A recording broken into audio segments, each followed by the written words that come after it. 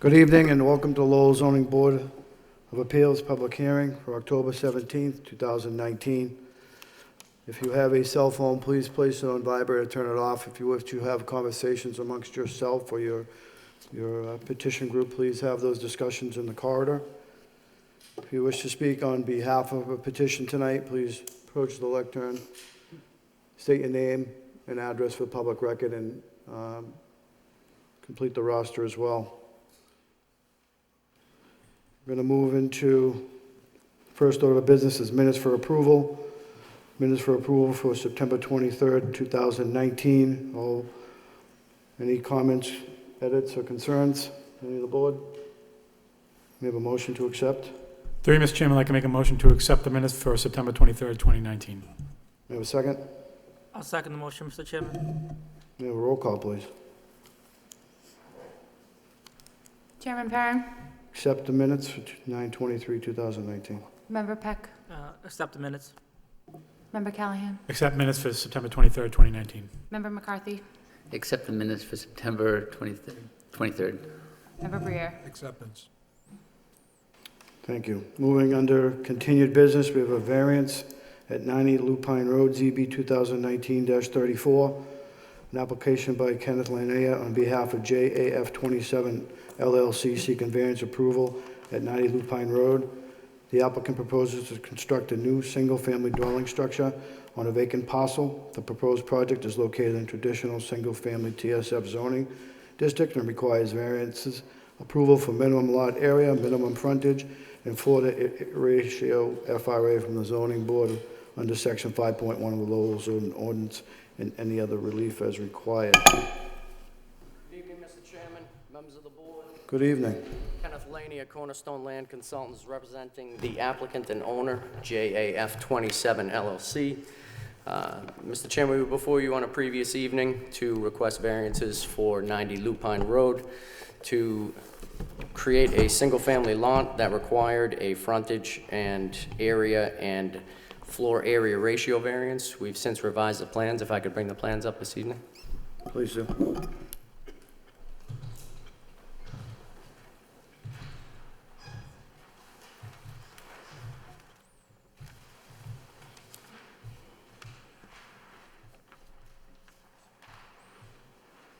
Thank you.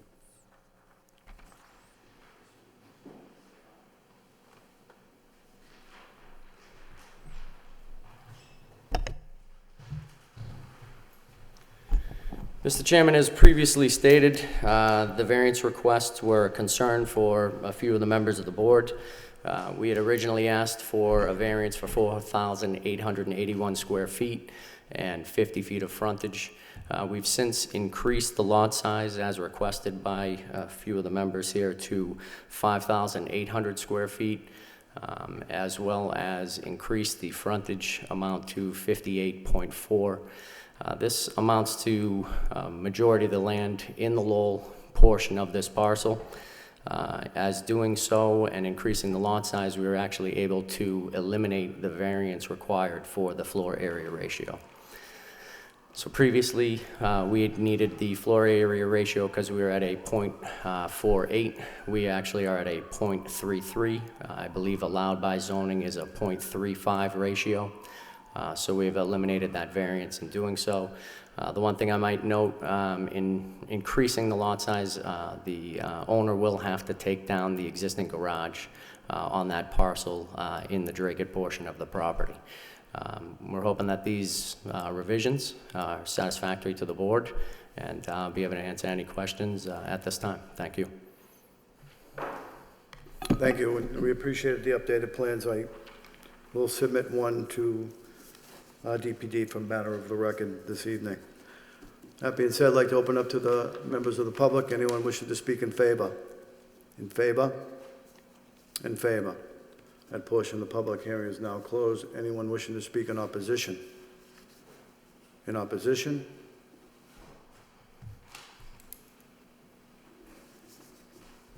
Hello, I'm Kim Shepard of 28 Patricia Ave. And Stephen Shepard of 28 Patricia Ave.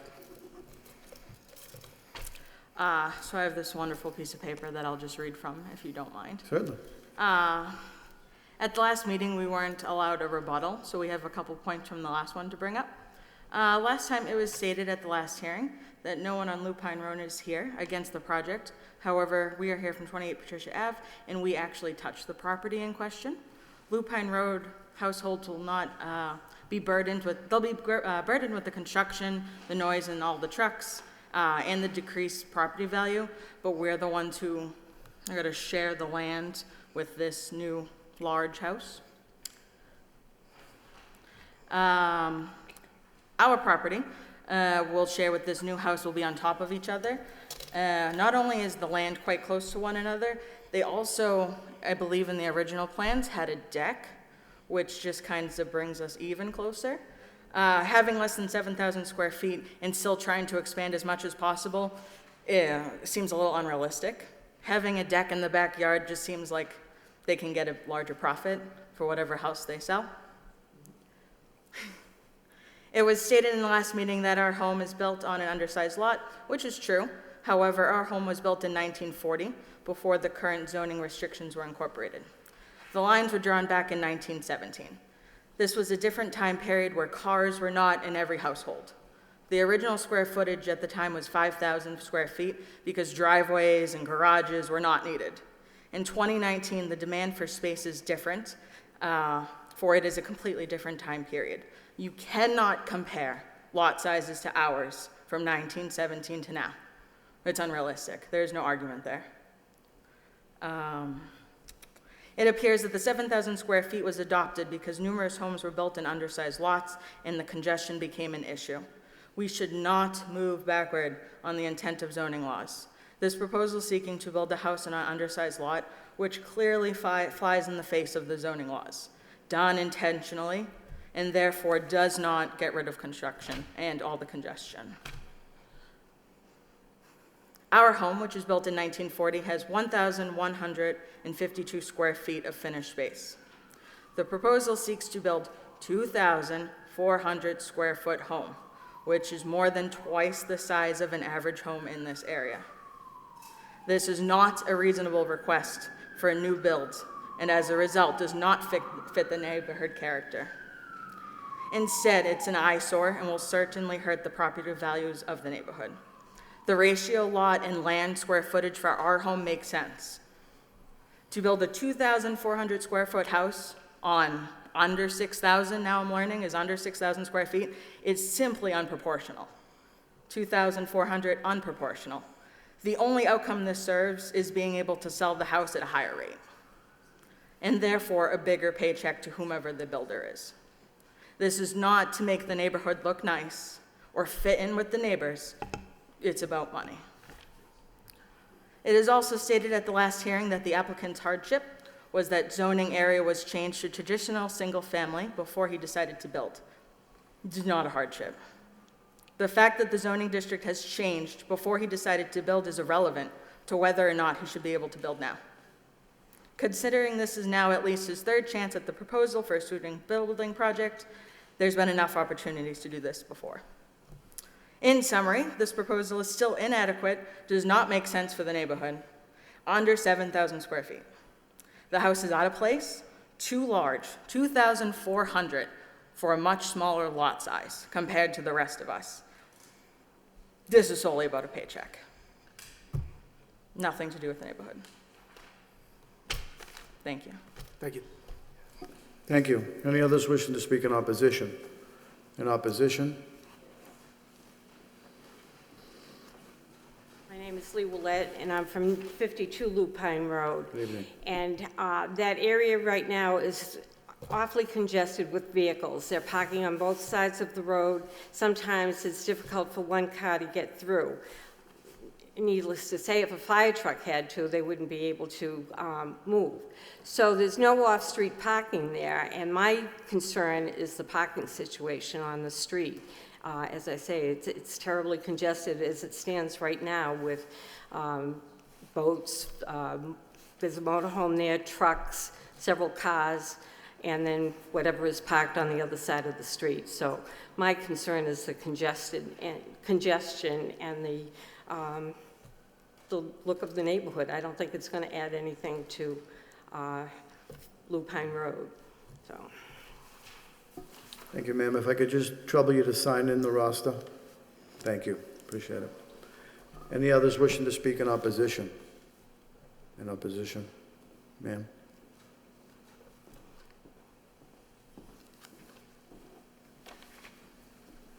My name's Priscilla Martin. I live at 9 Dean Avenue, and I have, my property is in Lowell and Dracut, so I pay taxes in Lowell also and Dracut. I mean, I have nothing against these people. I've known them for years and years, but I just feel that the way, building this huge house in our small neighborhood is, doesn't make sense if it's so congested as it is. And I don't know if they were talking about building a driveway on Dean Avenue. I don't know if that, I believe it was talked about at the last meeting. And that would make it even worse for traffic.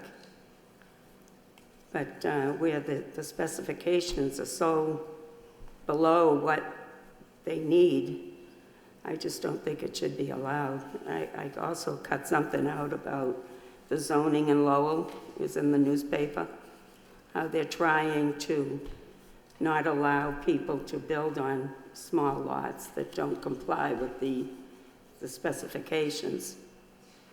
So I don't know how you people could, say, well, this is okay, where they're still under the specifications of what they need.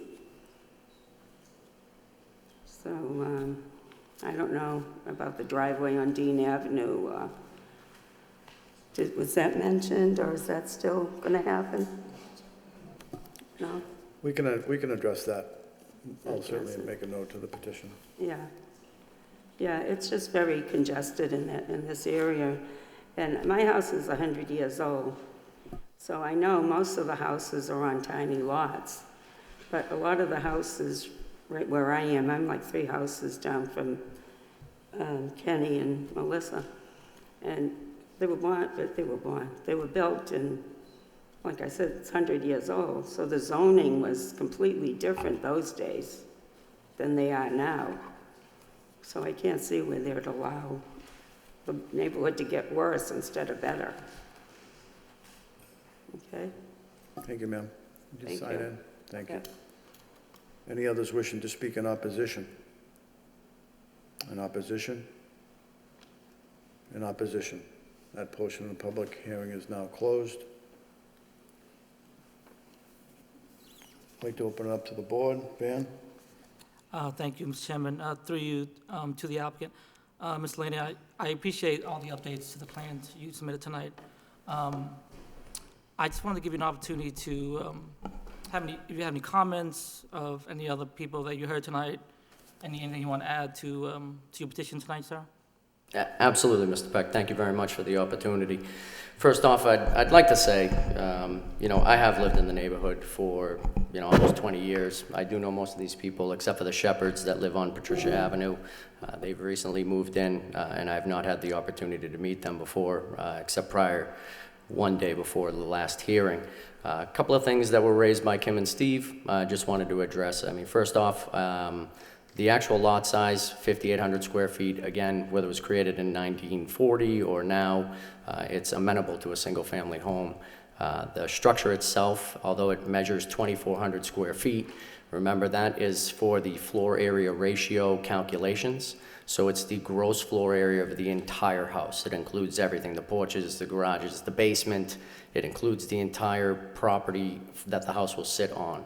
So ultimately, the actual footprint for the house is only 1,144 square feet. So it's not much different in size than the structure that Kim and Steve live in currently. The difference, I believe, is that we're actually putting on a full second floor, which I don't believe that they have. And then again, the addition of the additional areas that are required in the floor area ratio calculations bring that number to 2,400 square feet, but it's not necessarily going to be the enormous house that everybody believes that it's going to be. It's 26 feet wide, it's 44 feet long. It measures now with the modified lot size at 15 feet for a setback on the side yard, near my house at 25 Dean Ave, and then it measures 19 feet to the side yard on Lupine Road.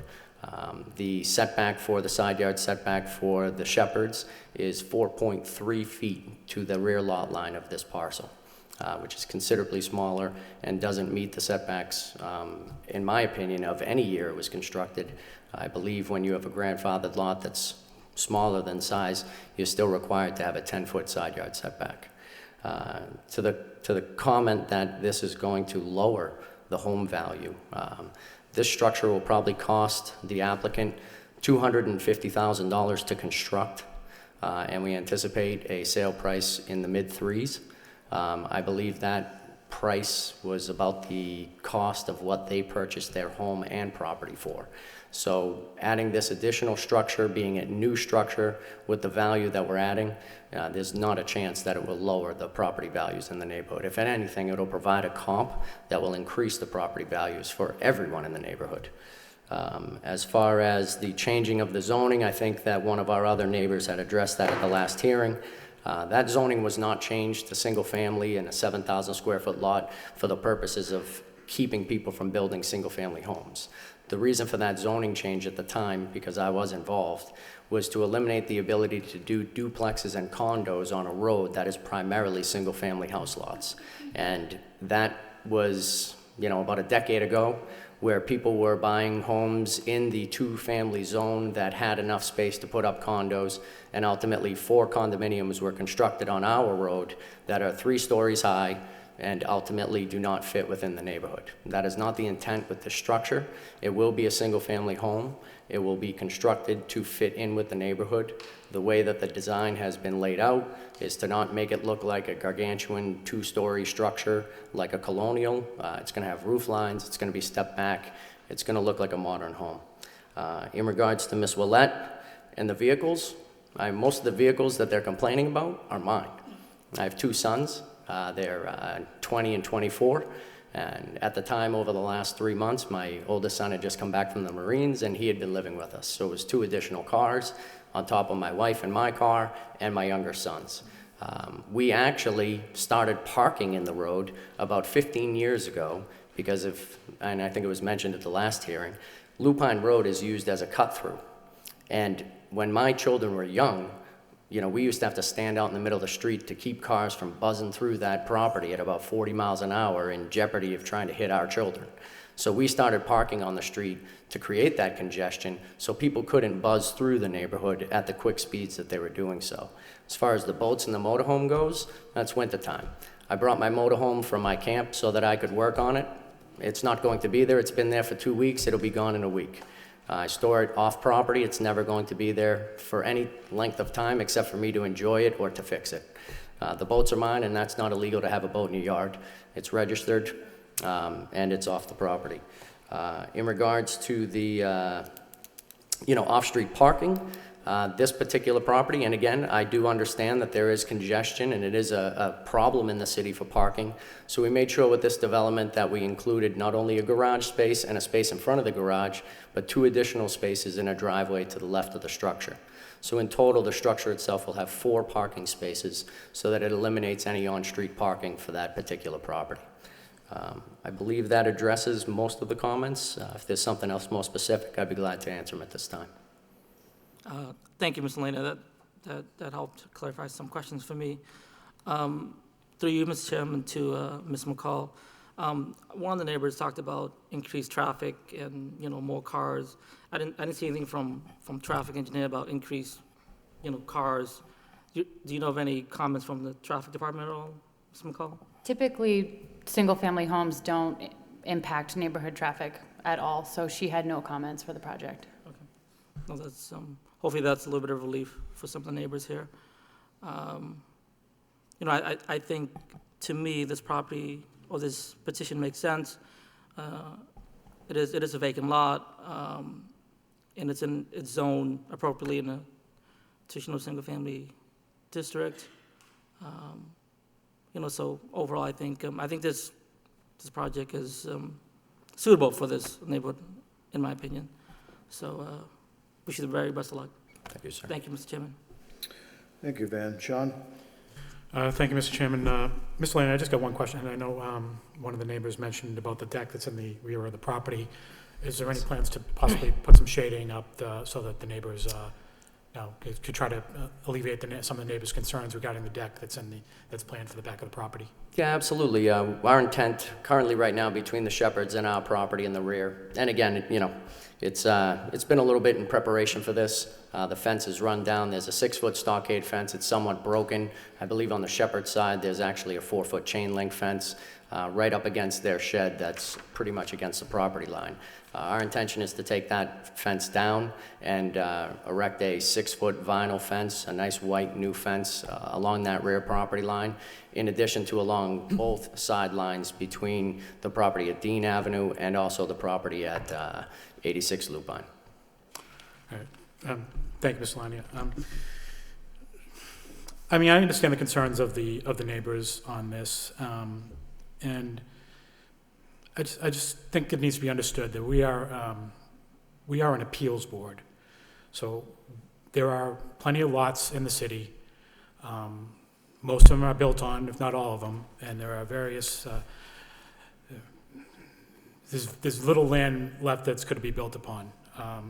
In this instance, you have a lot right next to the Drake border. And I thank you for going back to the drawing board and the plans. It looks like, because I'm looking at the prior plans, I believe you said there was like 27 feet previously on the prior plans between the proposed lot and the...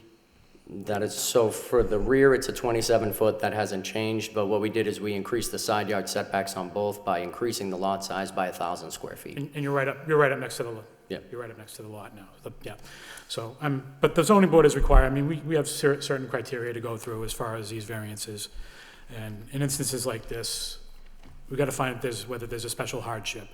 I believe I said at the last meeting, I'll say it again, I mean, I believe you had a special hardship even with the first pre, because you were right next to the Drake lot. This is a piece of property that can be developed. It's another piece of property that can, be good for the neighborhood and bring tax revenue to the city, for the city of Lowell. Absolutely. I mean, at this point right now, I know you own both lots, and I mean, you're paying, do you have to pay Well, so, Drake and to Lowell? well, so currently I'm not the owner, I'm just I mean, representing, but When you did, let's say, when you did own the property at one point, though. absolutely, it was, full price as a developable lot in Lowell and full price in Drake, so almost $5,200 in Drake, and I think it was almost $3,000 in Lowell, so it's a good chunk of change. This is a piece of property now that's going to be, with a buildable lot on it, and now with the structure listed on it, a home, could generate even more revenue for tax revenue for the city of Lowell on the lot. So I do believe you have a special hardship in this instance, or your client has a special hardship in this instance on that. Whether the relief can be granted without substantial detriment to the public good, again, that probably goes towards the tax revenue, but also the neighborhood. It's a single-family neighborhood. I don't believe it's a detriment. It would purport as a detriment. I understand that some of the neighbors may disagree, but we do have, there are communications on the record from other neighbors who approve of this. That is correct. Which I would like to note that for the record as well. We did note it the last time. We do have communications from other neighbors who do approve of this project. And whether the relief can be granted without nullifying or derogating to the neighborhood. Again, I think you meet all these criteria in this instance. And I wish you the best of luck. I think this is a project that would be well served. So thank you. Thank you. Thank you, Sean. Dennis? Through you, Mr. Chairman, I'd like to just ask a few questions, but I am glad to see the site plan that's revised here that shows, I think, roughly 17% difference between what's required and what you're providing. So there's a lot closer margin there. But the math doesn't seem to add up. I think I did them, so you don't have a rear property line dimension on the site plan. On that particular one? Right, you have 56.32 feet, but you don't have a dimension between the dotted line and the new proposed Is it okay property if I line. approach, just to take a look? So I can't get to 5,800 square feet for the lot area. So, oh, yeah, I see what you're saying. So if I do the math, 8.4, I believe that's probably going to be 10, 11 feet. I apologize, I didn't label that. But it's 5,800 square feet. I'm going to hold, I think just because the site plan is lacking that dimension, we'll make a condition that the 5,800 square feet is going to be shown on, yep, right, if you don't mind. And then, Ken, you did mention the square footage of the footprint Yep. is 1,144 square feet, yet the building square footages that you show here, the first floor area is 757 square feet. So is there a difference of the garage? There's a garage on the ground level, which actually is one of the very only things that isn't included in the floor area ratio. So the structure itself is 26 by 44, so if you do that math, it's, 1,144 square feet. So then you're providing actually 4 parking spaces, That one is in the correct. garage and 3 additional? Yes, sir. Wow. Okay, the garage, the living area, the first floor is quite reasonable, in my opinion, for a new construction. It's almost undersized, but I'm not going to say that too loudly. So I like the restraint that you're showing for the construction on the lot. Thank you. And you're able to meet the FAR. Actually, were. you're less than required. Yes. And you're able to meet all the side yard setbacks Side yard, front yard, and rear yard, yes, sir. and still have a viable new construction saleable home that will potentially increase the value of surrounding properties. Absolutely, 100%. Wow. So,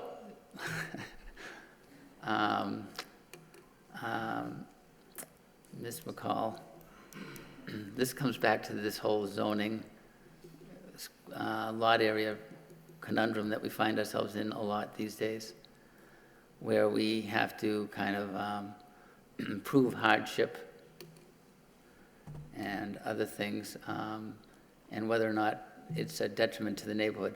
I don't necessarily see it as a detriment to the neighborhood. The hardship one I'm struggling with because I think that it really is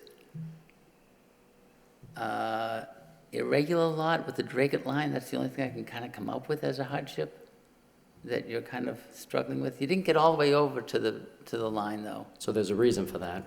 Please tell me. As I analyzed the lots and I put the lot line on the town line, it would not meet the rear yard setback in the town of Dracut, which is 35 feet. I was wondering if that was the So if case. you look at the plan, I believe I made the rear yard setback exactly 35 and a half, 36 feet approximately to ensure that I could meet that rear yard setback in Dracut. And in doing so, I wasn't able to encompass the entire area of Lowell, but almost 98% of it. Okay. I believe there's only 400 square feet left in Lowell that I could not encompass, and again, it was only to meet the rear yard setback in Dracut. All right. Well, I'm happy with your answer. Thank you. The only condition I have then is on the math, that we prove out that it actually is 58 Yes, sir. square feet. That's all I have. Thank you. Thank you, Dennis. Mark?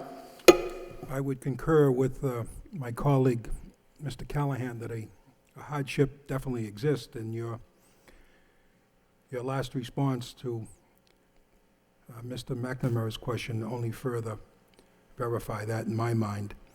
I further believe that the revisions that were made were done with much constraint and were made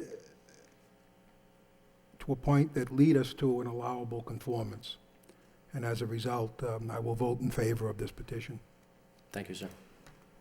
Thank you, Mark. So you're in receipt of the comments by the city. You reviewed all of them? Yes, sir, I have. Okay. And there are no comments from the fire department. Is that correct? Good, bad, or indifferent? Christine, there was no comment, so there was nothing to comment on. Yeah, we have nothing from fire, but they do participate in the building permit approval process, so it will need to meet fire code. Great, thank you. Is one of the speakers earlier was asking, and I don't see it on the plan, so I just want to make a comment on the driveway access on Dean Street. There's no plan for a driveway there. So Currently, there's no plan to install a driveway on Dean Avenue. The structure at 25 Dean Avenue still has a driveway on Lupine Road. It's accessible now. It would actually be a little bit longer, seeing as I'll have to take down the garage, and would anticipate using that space to extend the driveway. Do you foresee at any time seeking a driveway? I mean, you know, the applicant could if he chose to. The property But does... not in this plan? Not in this plan. And it's not stated? Not Okay. in this plan. Thank you. I have no other comments. Any other concerns? We do have that one condition to approve out the actual square footage. Yep. In addition.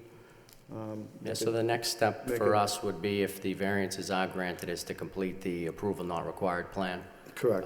And then submit that to DPD for endorsement. So I'll ensure that on that plan that the dimensions are all, you know, available for reviewing, and the dimensions are appropriate for the 5,800 square feet. Any other comments? Through you, Mr. Chairman, there's one comment under engineering, that if you could just add to the revised site plan that proves out that 58, is the dimension for the parking driveway setback to the property line. Okay, yeah, That's something that was mentioned by the engineering department. okay, absolutely, I can add that. Mark? Mr. Chairman, with respect, prior to the vote, I would like those to be informed that I was not in attendance at the last proceedings. However, I have qualified myself to vote on this matter by filing the necessary Mullins affidavit and viewing the proceedings via video to qualify myself as a voting member on this petition. Thank you. Thank you, Mr. Bria. Sean? Mr. Chairman, while we're on the subject, as far as the last meeting is concerned, I just want to reiterate again, we do have some letters on file, both in opposition and support. I will note again that one of the letters that was submitted was submitted by a relative of mine, but again, that does not have any effect on my view of this petition or my decision in this matter. I just want to, just for the record, make sure that's noted. Thank you. Thank you. Any other comments or concerns by the board? We have that one condition, and that will supplement its way out through the planning process as well. Yes, sir, Thank you. absolutely. That being said, may I have a motion, please? Through you, Mr. Chairman, I'd like to make a motion on ZB 2019-34 for 90 Lupine Road for variance approval under section 5.1 for minimum lot area and minimum frontage to construct a new single-family dwelling on the vacant parcel with the condition that the petitioner provide updated plans with actual square footage. I have a second. Second motion? Have a roll call. Chairman Perrin, Approval condition. Member Peck, Approve conditions. Member Callahan, Approval condition? Member McCarthy, Approve with condition. Member Brier. Approve with conditions. So you've been approved. Good luck. Thank you very much. Have a great Thank you for evening, coming in. folks. Thank you for being well prepared. Moving forward under new business, I will be taking one item out of order, is the petition for 408 East Merrimack Street here. 408 East Merrimack Street.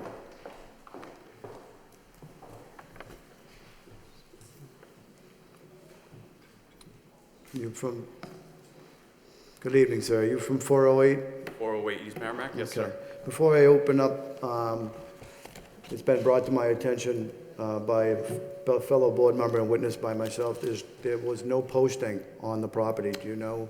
The posting actually blew off this morning Okay. because of the high winds.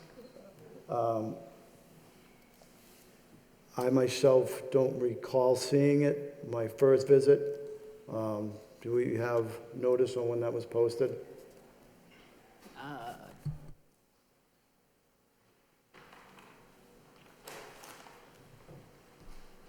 Is it still on the property?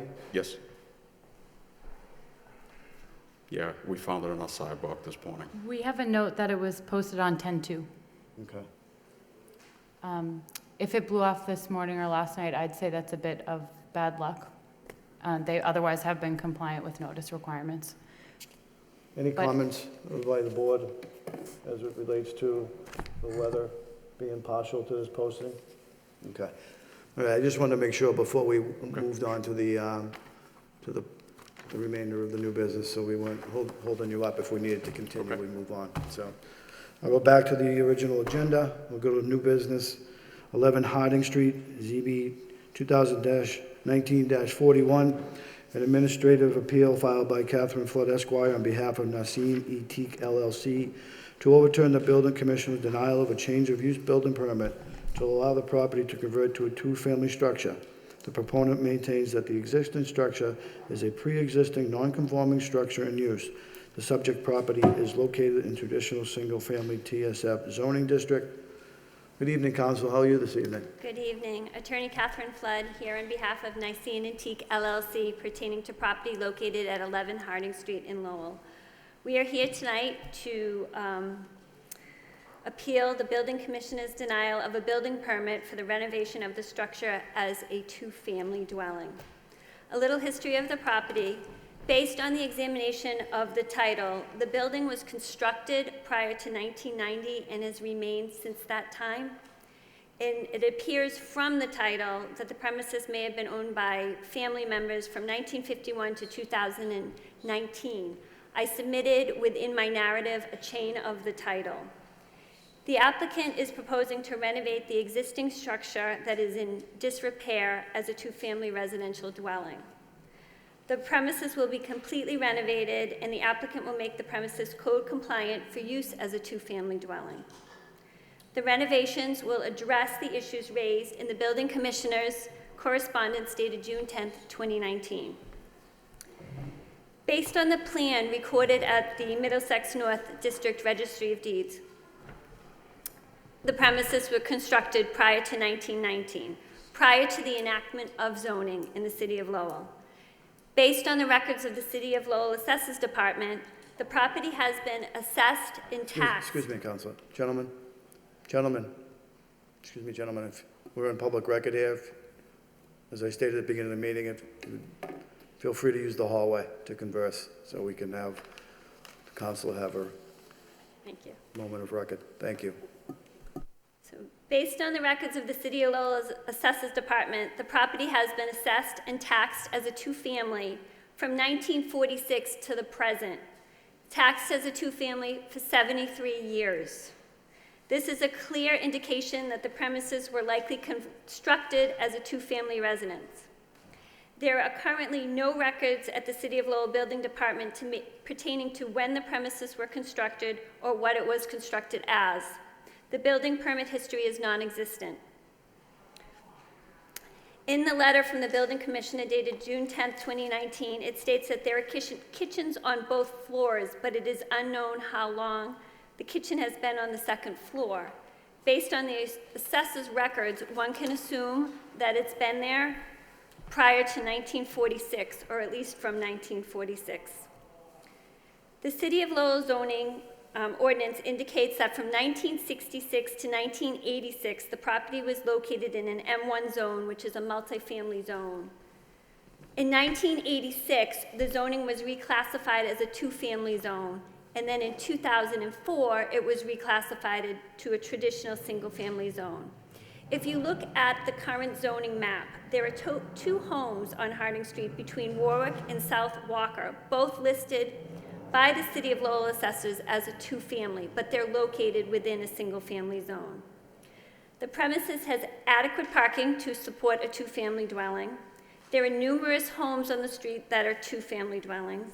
The use of the premises as a two-family dwelling is consistent with the neighborhood. The renovation of the property based on the current state will enhance the neighborhood. It is due to the above information that we believe the property is a two-family residence. Thank you very much. Appreciate that. This time I'd like to open it up to the public. Anyone wishing to speak in favor? In favor? In favor, that portion of public hearing is now closed. Anyone wishing to speak in opposition? In opposition? In opposition. That portion of the public hearing is now closed. I'd like to open up to the board. Sean? Thank you, Mr. Chairman. I'm really struggling with this council. I really am. But looking at it, I understand where you're coming from, and I first tend to agree. But noting the case law, me being the only lawyer on the board here, and understanding the criteria that you need to demonstrate as far as proving what this is a pre-existing non-conforming thing, it all comes down to use. And looking at at least the information we received from the building commissioner, he seems to clearly set forth that the property or the structure does not show any interior, any indication that it was ever a two-family residence. It seemed as like it was always a single-family residence. Do you have anything else do you have anything to submit to that which probably show that this property at some point was a two-family? I understand it's listed on the rolls as a two-family, but it seems like it's always been a one-family property. So basically, I don't think the question is whether it's, I guess, non-conforming or a legal two-family. So there are two kitchens in there, and there are two kitchens which were put in around the same period of time. I believe the building commissioner was claiming that he wasn't sure if the use was two-family was because he believes that family members probably resided in there at the same time, which based on the title would indicate two sisters, I believe, did own it.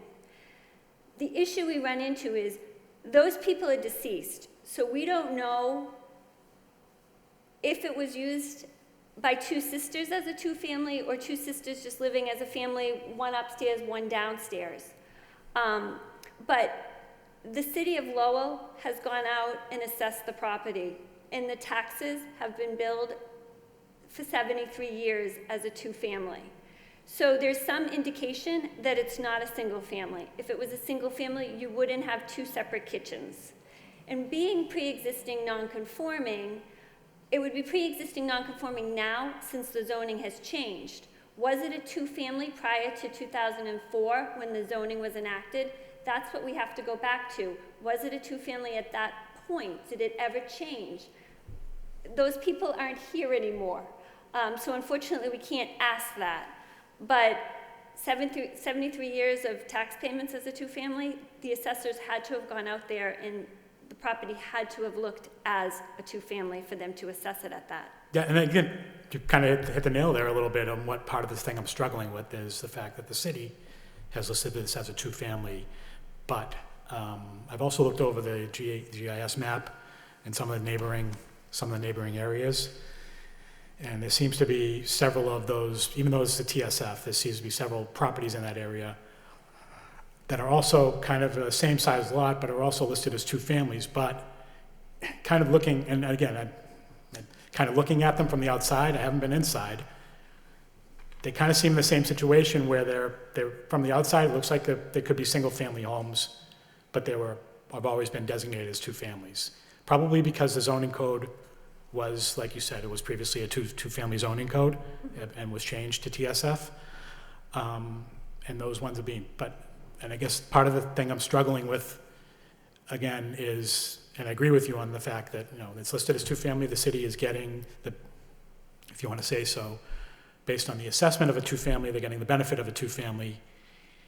But then it comes back to, well, if any of those other properties in that general area are in the same situation as your clients, where it's a two-family, but from the interior it appears to be a single family, what's going to stop others in the area that are in that same situation to come back and say, hey, I want to convert to a two-family now too?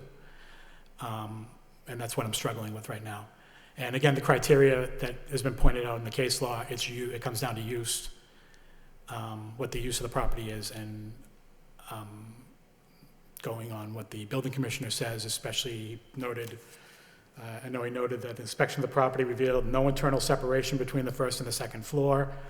Secondary means of egress from the second floor goes to the kitchen of the first floor, and the utilities consist of one electric meter. Those seem to indicate, yes, probably two sisters, family members living in the same property, had two separate kitchens. I mean, I remember growing up and, going to my grandparents and great aunt's house that had like big families, and it was a single family where my family would live on the bottom, my grandparents would live on the top, but it was a one-family property, and they both had separate kitchens.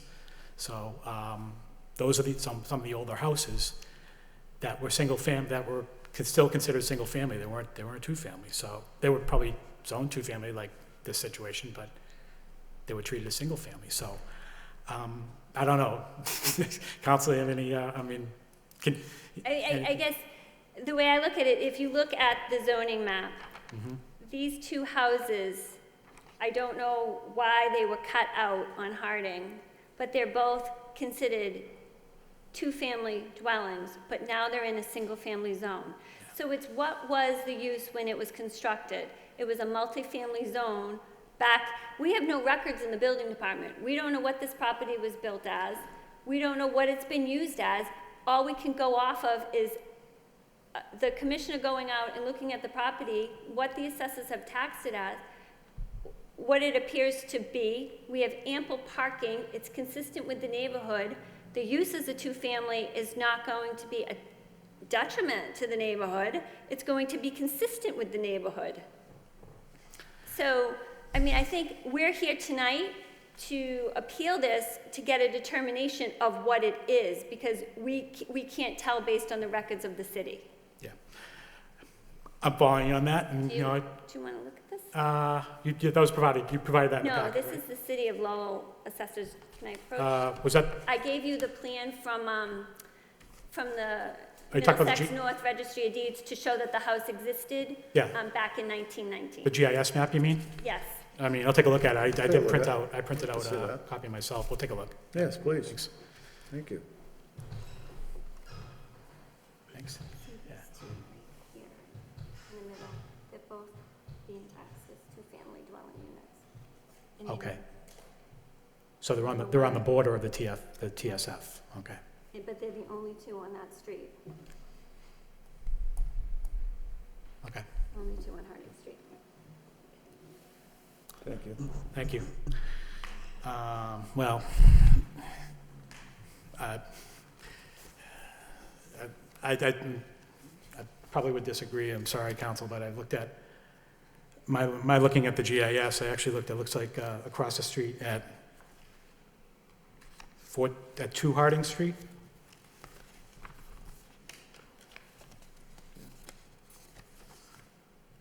Yeah, the property card at 2 Harding Street lists as a two-family as well.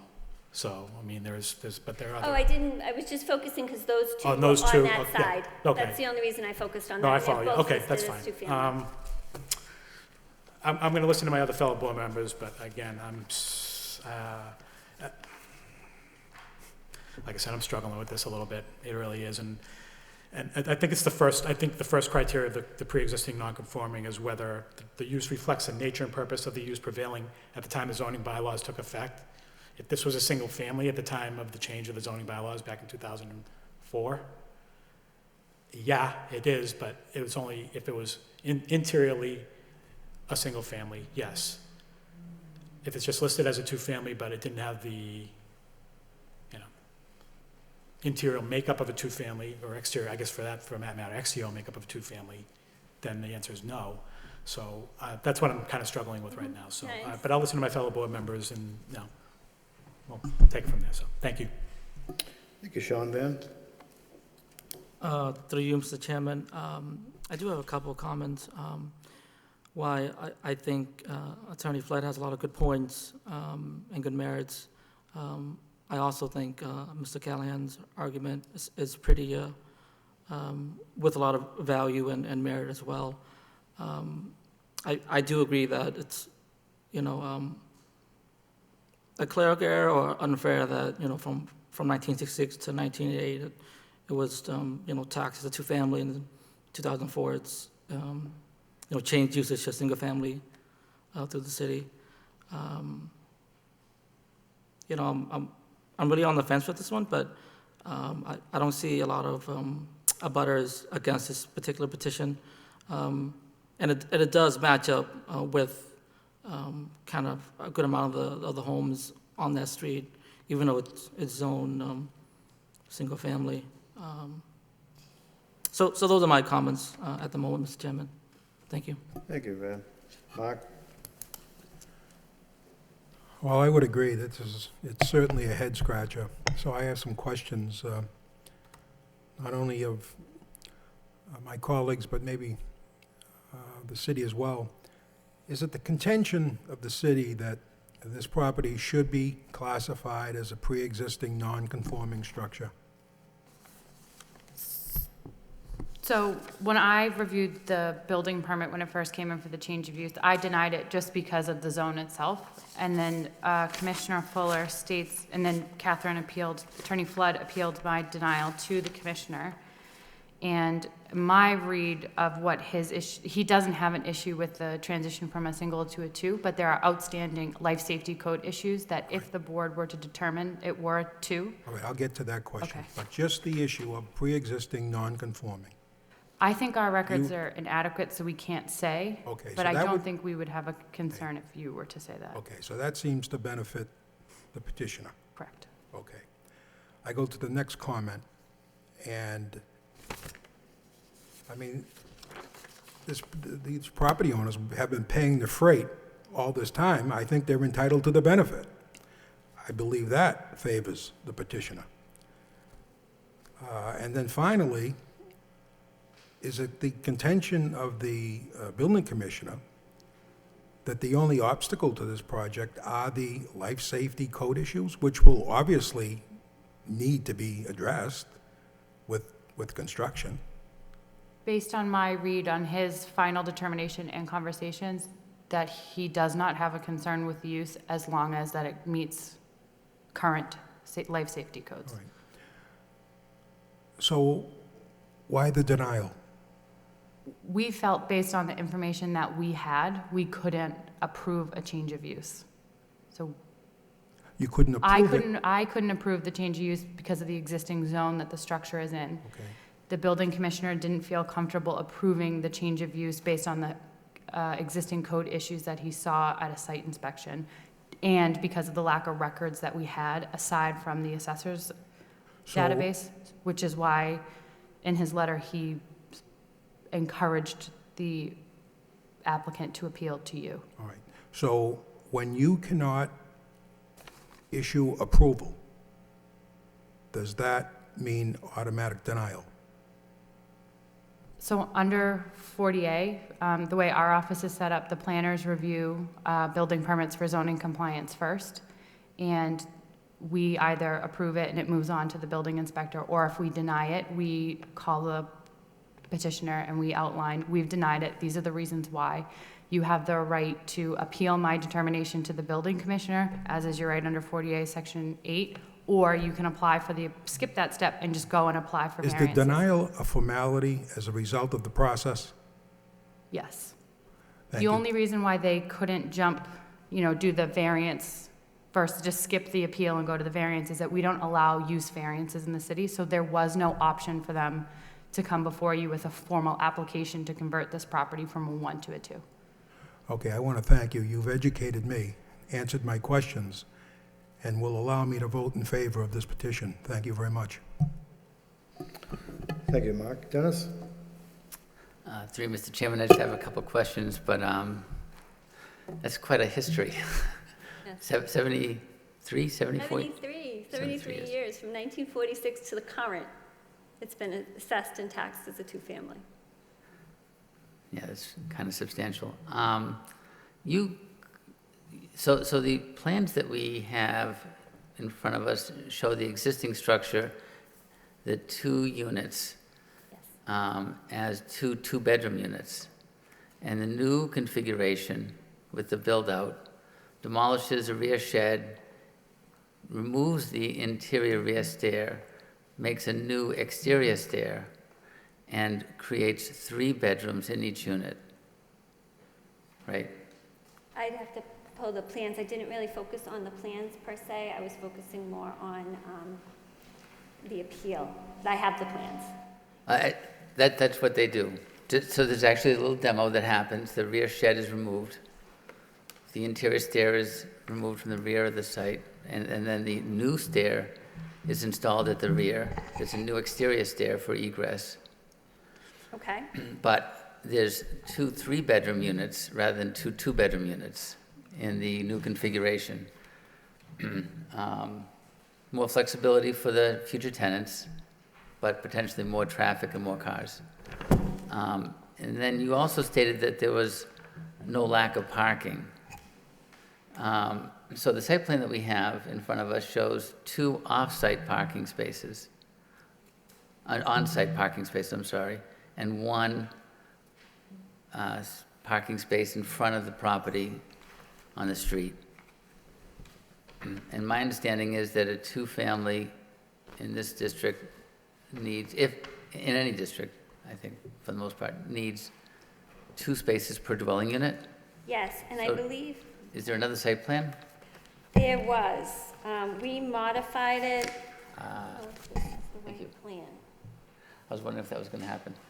So the new site plan that I'm looking at doesn't seem to allow for 3 feet between the rear porch and the drive aisle. Is there a variance required for that 3 feet then? It's not dimensioned, but I'm guessing that it's less than 3 feet. Is that right? You have 3 feet from the property line to the side pavement of the driveway on the left side, so it would be the same dimension required on the right side, and you don't seem to have that. I don't believe, we're not here tonight to ask for any variances or But you would- approvals pertaining to the construction. But if we were to need them, when we Be do looking for apply, that, we would be looking for it. and then you'd be looking for 3 stacked spaces versus, I don't think 3 stacked, We have 3 stacked and 1 on the street on one plan, and then I believe on the site plan, we show them all in the back. Do you have this site plan dated June 17th, 2019? No. Can I? It shows them, we have Oh, ample no, all my space on green this area. lot, and the building commissioner said that we have plenty of room for parking, and he didn't find parking to be an issue. So we can do it either way, there's land. but if that's paved, that does So away with if the the green board area. determines tonight Yep, to, yep. if you agree with the commissioner and deny, then they, you know, their conversion permit will be denied. But if you say that you agree or you disagree and you want to overturn that, that's now a grandfathered use, and whatever's there is there. And any expansion has to meet, of parking has to meet current zoning. And if they want to expand their driveway and it's deficient in any way, then they have to come back. But how it is now, if you were to say it is a 2-family, then they, if there's only room for 3 spaces, then they get a 2-family with only 3 spaces, unless they can expand their driveway. I know. That's dimensionally compliant, which is possible. I can't say for certain, I don't have a scale. And if they were to expand their driveway to accommodate more cars at a future date that was not dimensionally compliant, they would have to come back to this board for that variance. But we could get stuck if we approve this because we feel like the application deserves it after 73 years of being taxed as a 2-family. We would get stuck with a 2-family in that location with only 2 off-street parking spaces, right? Correct. Right. Which troubles me because you're asking for 6 bedrooms in your This plans. plan shows 3 here, and then this plan shows 4 in the back. I understand what you're saying, but that's not, so we'd be accepting the appeal. Or if we were to accept the determination that you deserve to be a 2-family, you don't have to do more spaces off-site. Anyway, just thought I'd bring that to light because It's a problem for me to have less parking than required when you're asking for more bedrooms in the plan. Understood. We had discussed the parking with the building commissioner, and he had said that he thought that we had sufficient, because we had extra room and extra space. You do, but aren't we responsible to have open area in that district, if I remember right? Christine? Yes. So, The usable open space requirement in TSF is 300 square feet per usable open space. In the rear, they have about 1,200. So I do think I don't have a scale, I don't want to say this for certain, but it appears All right. of the plan that has 3, they could at least accommodate 1 more and still meet. is it possible to condition anything going forward if we were to grant this appeal to be, how do we grant an appeal? How do we state this? So you vote to uphold or overturn the building commissioner. Okay, That's so the if we official vote to overturn the building commissioner, right? Yep. Can we condition it that the applicant work with DPD to show adequate parking, such as 4 off-street parking spaces? I don't think we can as part of this decision, but I'm Yeah. pretty sure the applicant would be willing to do that. We would. If, We absolutely will work with, especially planning if, I department. think it could be a paving, it could just be done with a paving permit, which I'm fairly certain it can. Okay. Okay. I do think the footprint is large enough to support a reasonable 2-family in that location, and you're right, there is a strong quantity of 2 families in that neighborhood. And you've got 73 years of taxes, so I have a hard time with that. It has not been granted, so I kind of want to see us, myself, overturn the building commissioner's denial. Thank you.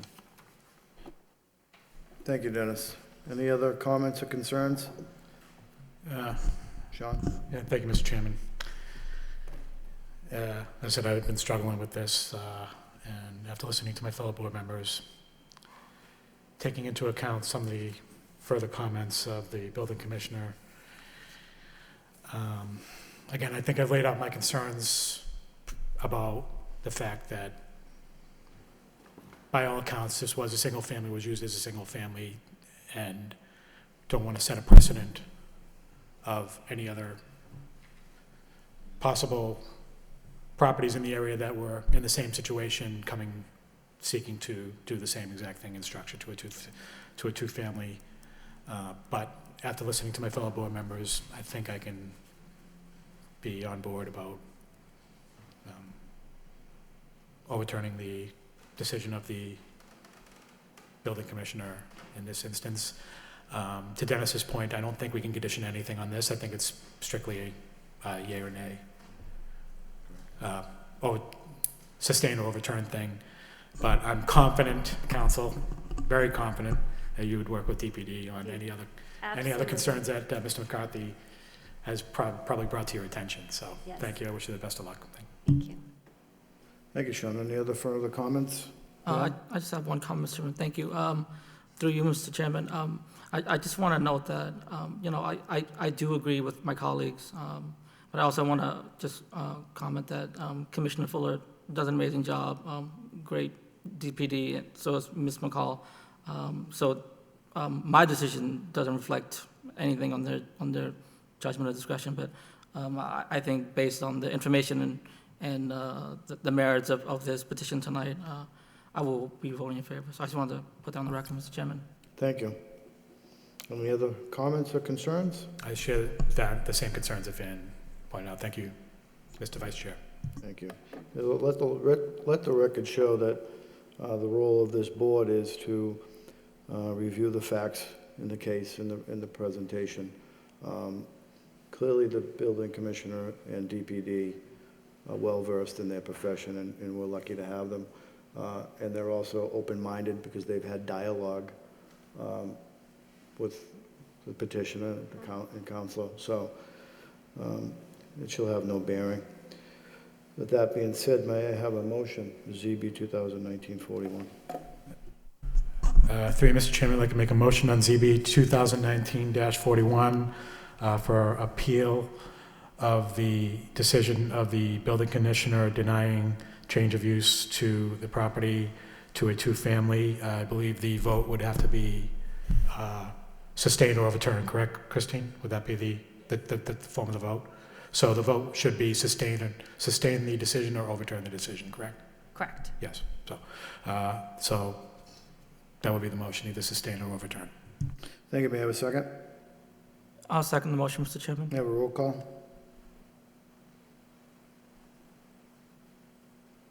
Chairman Perrin, Overturn the decision. Member Peck, Overturn the decision. Member Callahan, Overturn decision. Member McCarthy, Overturn the decision. Member Briere. Overturn. Congratulations, Council. You've been overturned. We wish you the best of luck over at the site. Thank you very much. Thank you. Moving forward under new business, ZB 2019-40 for variance at 116, 128 Fletcher Street. The applicant submitted by NG Development LLC seeking variance approval from the zoning board to convert an existing building at 116, 128 Fletcher Street into 11 residential dwellings. The property is in the urban mixed-use UMLU zoning district and requires site plan review under section 11.4.2, section 2 to construction more than 3 dwelling units, a special permit under 12.1.E to construct 7 or more dwelling units on a lot, and the UML and variances under section 5.1 for minimum lot area per dwelling unit under section 6.1.4, section 1 for the off-street parking requirements and for any other relief required under Lowell zoning ordinance. Good evening, gentlemen. Good evening, Chairman and members of the board. My name is Joshua Guerra of 22 Phillips Street, representing NG Development in the purchase and redevelopment of 116 and 128 Fletcher Street. Along with me, I have Paul from Chess Engineering, our designer of record, our civil engineer and surveyor. Here to hopefully get a variance approved on a project that would be converting a non-conforming manufacturing use facility and converting it into an 11-unit residential building. We believe this plan is good for the city because it conforms, we believe it conforms with the 2025 master plan and the acre, that is one of the buildings in the acre revitalization plan. Great, thank you very much. Any comments, sir, at this time from engineering? Just that we've read a lot of the comments, and it's a challenging site in an urban setting. But having read the comments, getting back from staff, I believe that they're all can be addressed. Thank you. This time I'd like to open up to the public. Anyone wishing to speak in favor? In favor? In favor? My name is Russ Leonard. I'm a direct abutter to the property at 154 Fletcher Street. Mr. Kelly and I have been business neighbors for 20 years on that property, and I'm in favor of having a renovation in that building. I think it'll be a better asset to the neighborhood. I just have a couple of comments on the site drawing that I'd like the applicant to consider. We haven't had a discussion of how we're going to handle the parking area. And we have a business on the side, my business, and then we're going to have a residential development. I talked to the city briefly off the record, the city engineer, about it. And he said that he would entertain that we could have a wider curb cut to the existing entrance, because I really think we have to create 2 entrances to the property. One that I will utilize to enter my property, and I can secure it with a gate like we have now. And then another entrance that'll enter the building. I think it's an easy fix. There's a right-of-way there now, and the engineer said he had to check into this, but it's his belief that most of those right-of-ways have been abandoned. And when they're abandoned, each of the abutters owns half of that right-of-way entrance. So I think that by dividing that up and adding a fence in the middle of the right-of-way, It will add parking spaces on their side along the fence that will be controlled, and parking spaces along the side of the fence that will abut my property, that I can control that. And I can still add a gate there like we do, like Don and I have had for years, to secure the business part of that development. So other than that, I think if they would consider that as a recommendation from me, that would be great. But as far as the property itself, I'm looking forward to the renovation. I think it's going to be an asset to that section of the city.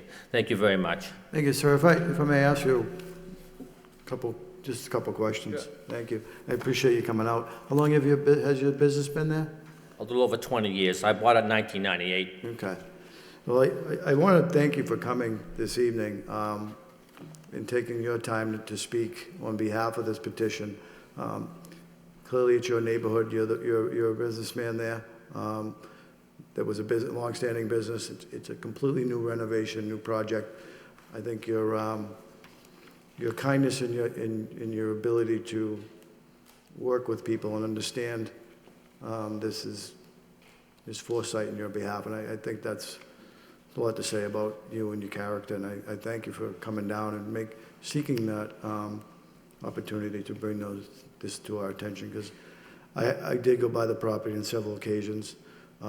It's always been commercial as far as I can tell, from my memory, and I did have the same concern of what the business neighbors would be thinking and how they would approach this, and your positivity and coming out tonight bodes well, and I appreciate that.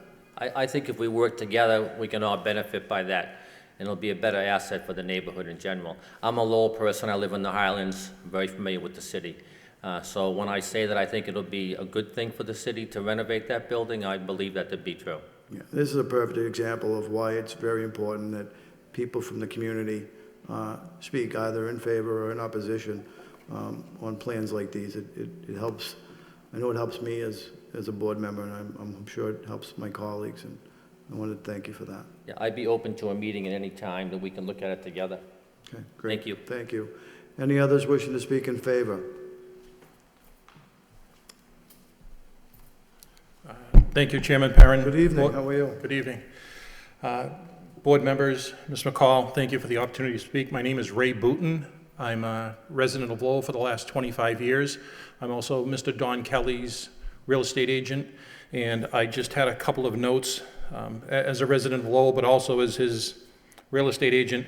Adding 11 units to the area would help increase taxes. It would provide much-needed housing. It would also help because it's close to the Hamilton Canal District, and it also is close to the train station within walking distance. There's also residential that's across the street from there. And if you've seen the building, it's been a manufacturing building. What these folks are proposing would help make me and I think other Lowellians proud of what will be there. Thank you very much for your time. Thank you. Appreciate you coming out tonight and providing us that information. Make sure we all sign in. May have missed that earlier. Any others wishing to speak in favor? In favor? In favor. That portion of the public hearing is now closed. Anyone wishing to speak in opposition? In opposition? In opposition. That portion of the public hearing is now closed. I'd like to open up to the board. Dennis? Through you, Mr. Chairman, I just have a couple of questions, but I'm really excited about seeing something done with this site. I know across the street on the two adjacent condos, we have residential, and I think that this building would be a great asset to the city using a residential 11-unit project here.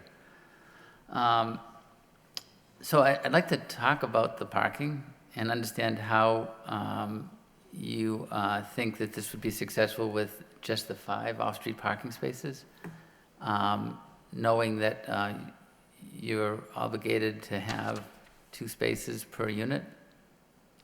Yes. Well, at first, I'd like to mention NG Development would definitely be looking into working with the abutting properties to come up with a common resolution that's good for everybody.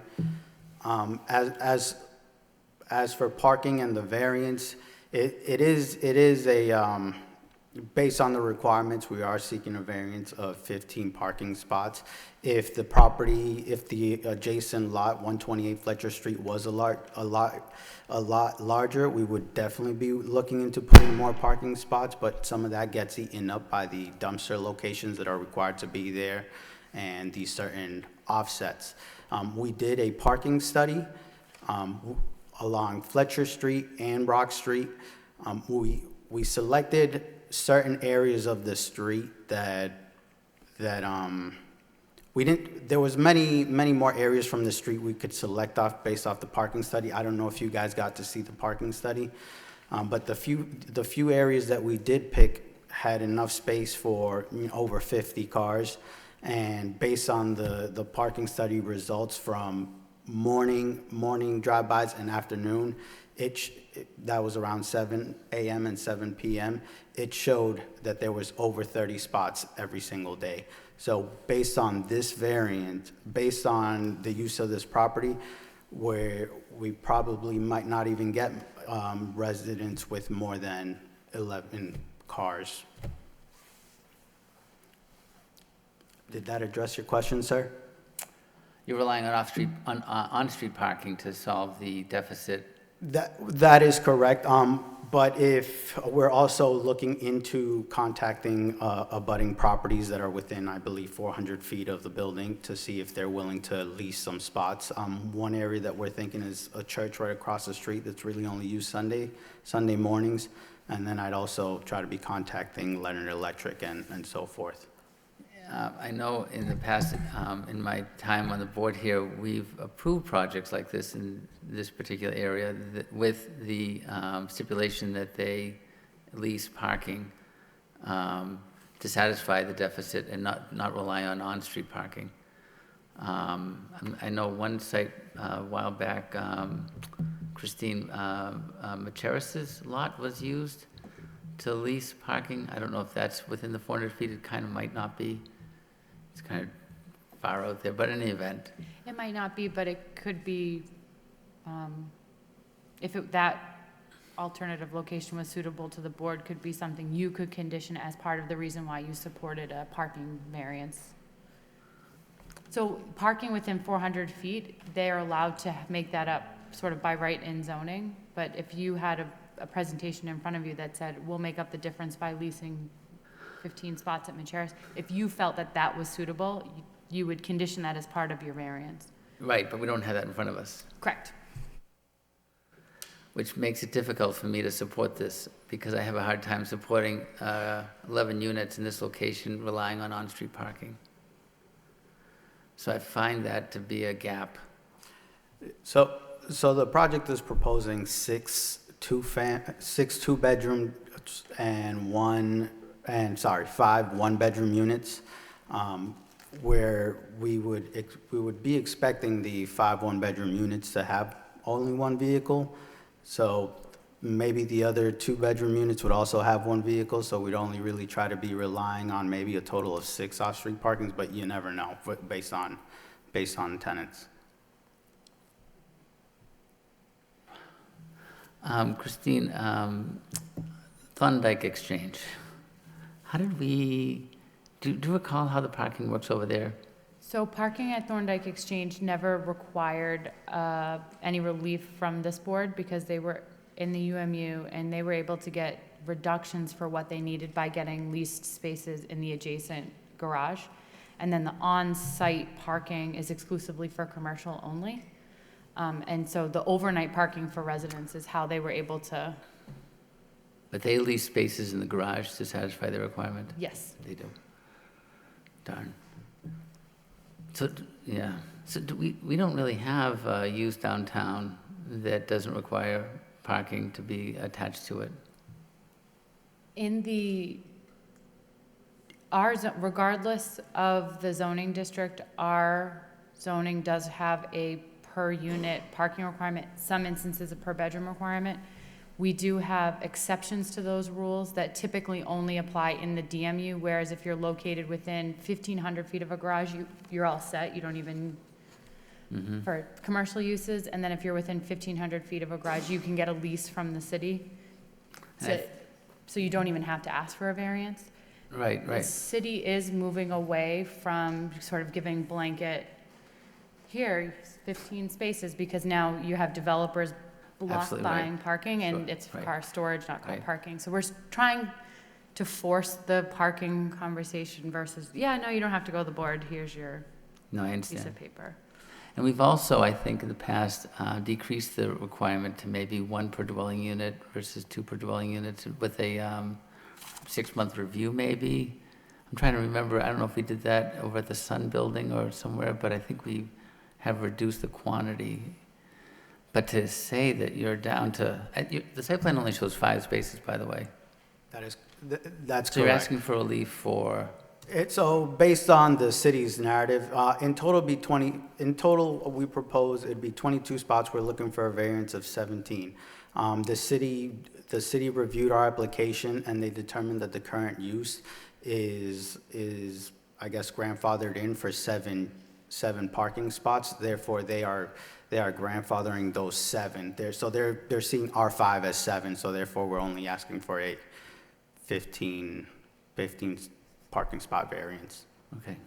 That was in the latest city narrative. I think Jared sent it out on the 10th of this month. All right. I'm going to wait and listen to my fellow board members to see if anyone has some clever ideas on how to surmount this parking issue, in my mind at least. So are you going to be providing any handicap accessible units? Currently, the plan doesn't show for it, but if I believe I'm going to be working with the architect to see if we do get at least one maybe ADA compliant unit in there, and if that's the case, then we would include a handicap parking spot. That'd be great, I think. In 11 units, it'd be nice to provide one that's accessible. And then it's got a nice flat roof, solar panels. Are you thinking any sustainable design ideas for this project? Currently, solar panels haven't been addressed, but it's definitely a possibility since we have a flat roof. I know that would be at least possibly good for the building because it could extend the life of the roof and less maintenance costs. Yeah, absolutely. All right. Well, those are my questions right now. I'll wait to hear what the rest of the board members have to say. Thank you. Thank you, Dennis. Mark?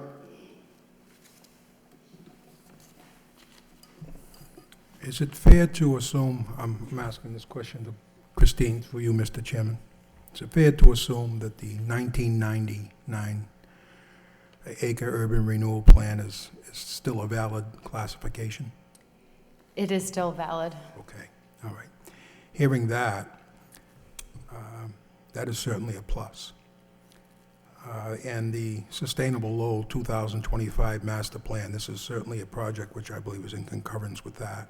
In Yes. fact, encouraged. This residential use would fit in neatly with that plan. So having said that, I would like to commend Mr. Kelly on your comments. The way you balanced your very legitimate business concerns with the concerns of the community at large, that's not always a courtesy paid by a private business owner.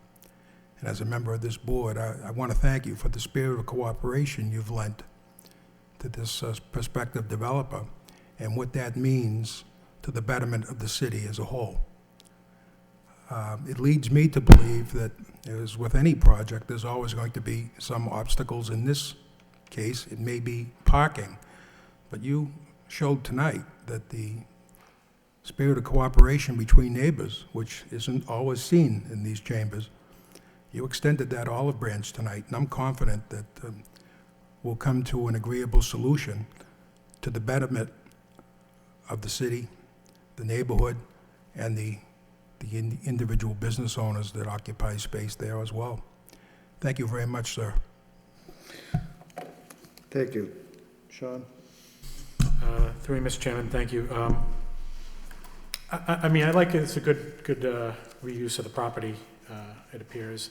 But I do share Dennis's sentiments about the parking. I mean, it's a tough thing to go to. But I'm also taking into account the fact that you're close to the Gallagher Terminal and the Rourke parking lot garage there. You'll also be, once it's constructed, even closer to the new garage that's going to be next to the Judicial Center. So, but, I mean, not, those parking spaces will probably be mostly used up by the Judicial Center, but, I mean, it looks like you're kind of got some parking area, additional parking areas that are going to be available to you.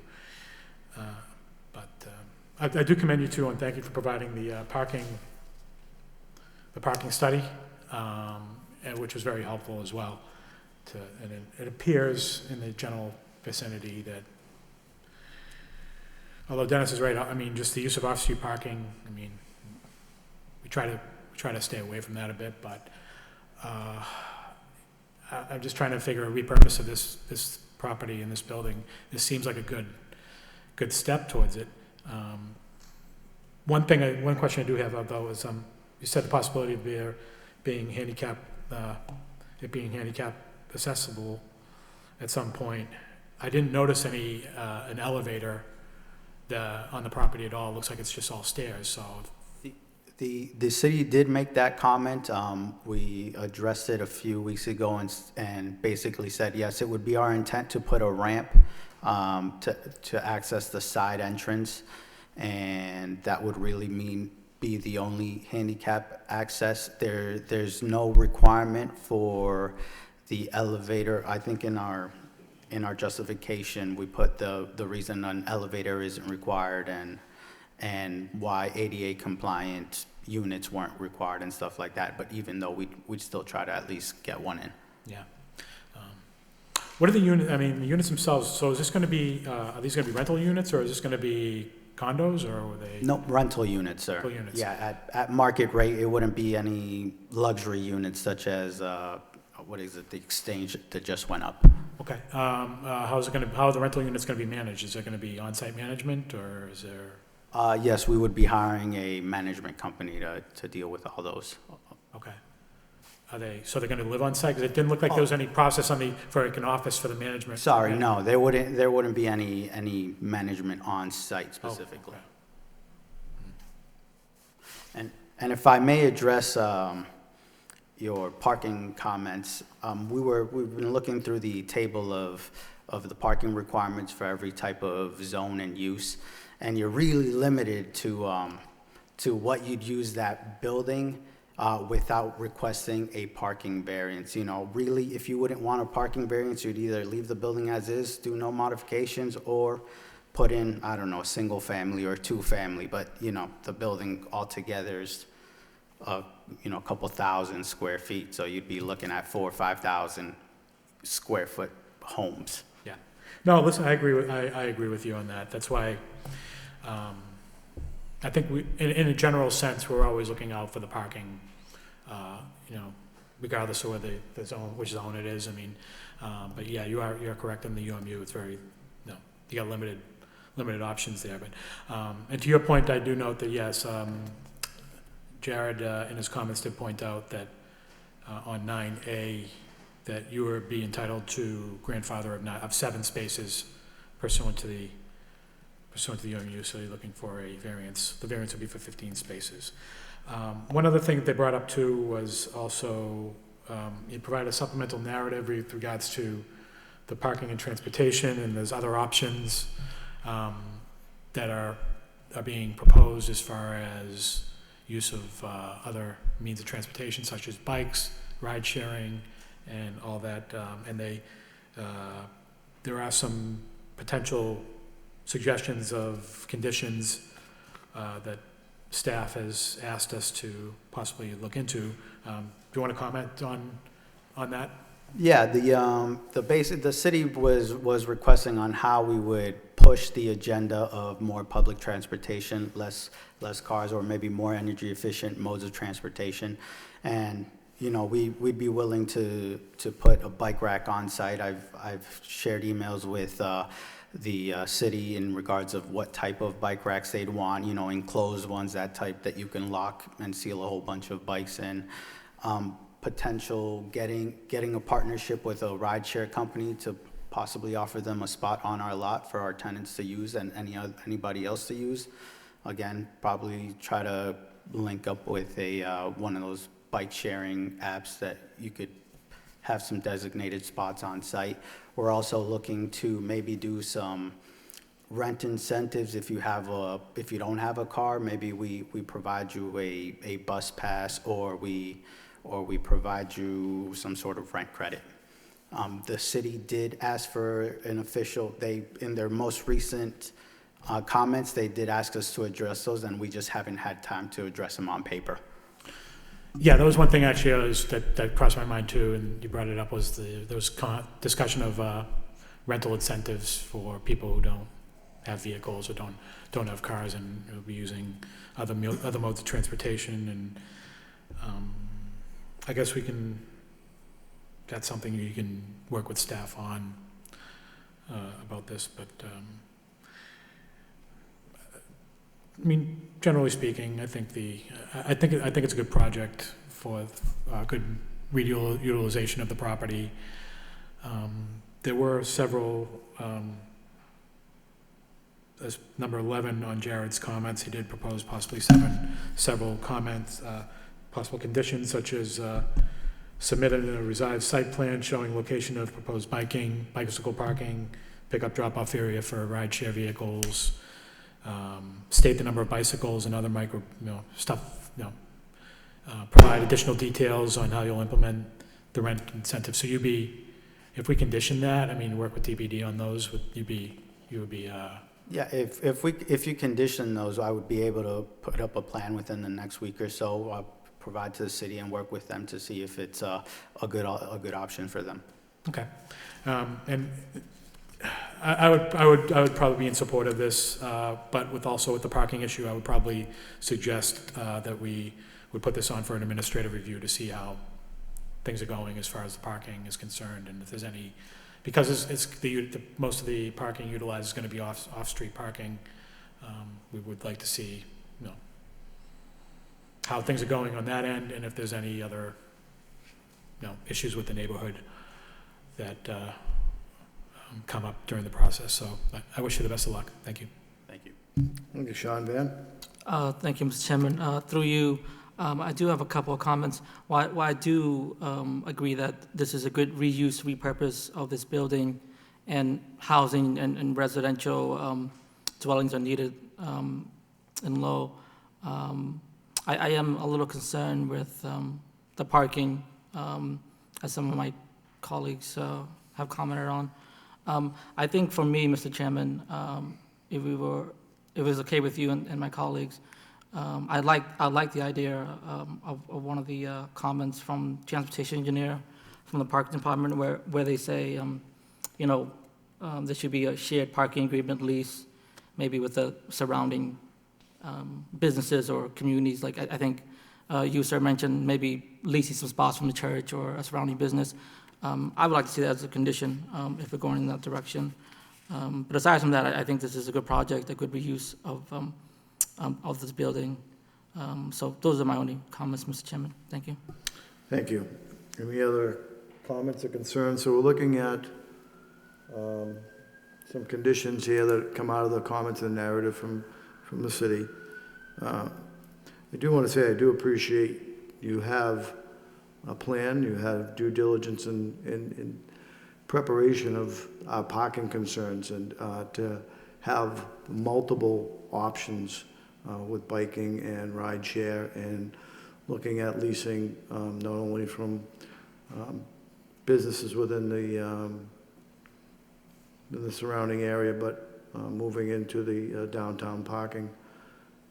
I wasn't aware that there was another bike share program out there. I know the green bikes are everywhere, and the city residents are using them, which is wonderful.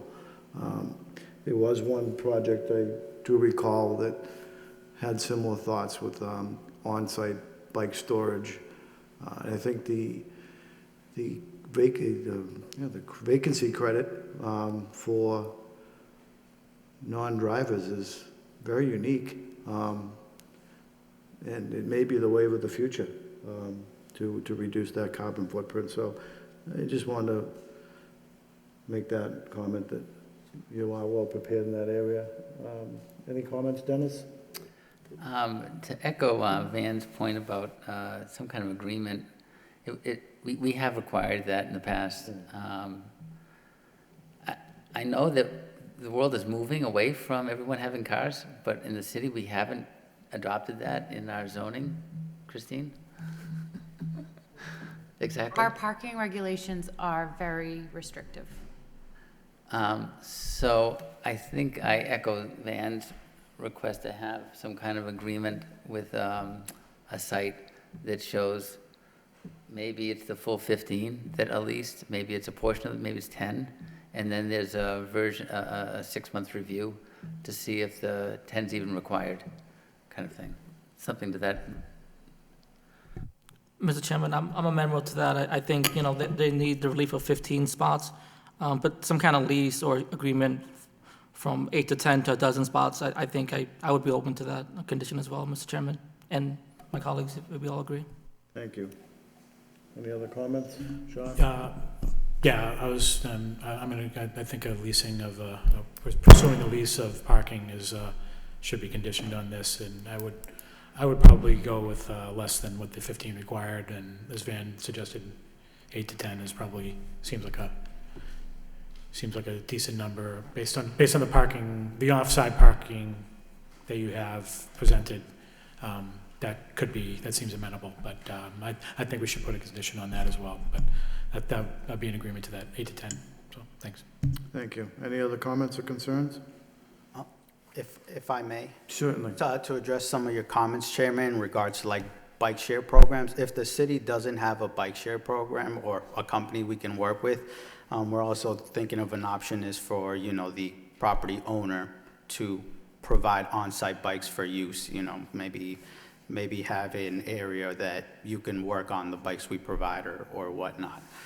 In terms of for the proposed contingency of getting a parking lease, we're definitely open to it. If anybody's willing to work with us, we're definitely willing to work with them to try to reduce the amount of on-street parking required. And then if maybe we don't get to do business with somebody or generate a lease, maybe we can determine or reconfigure our units to see if we can have reduced parking. Okay.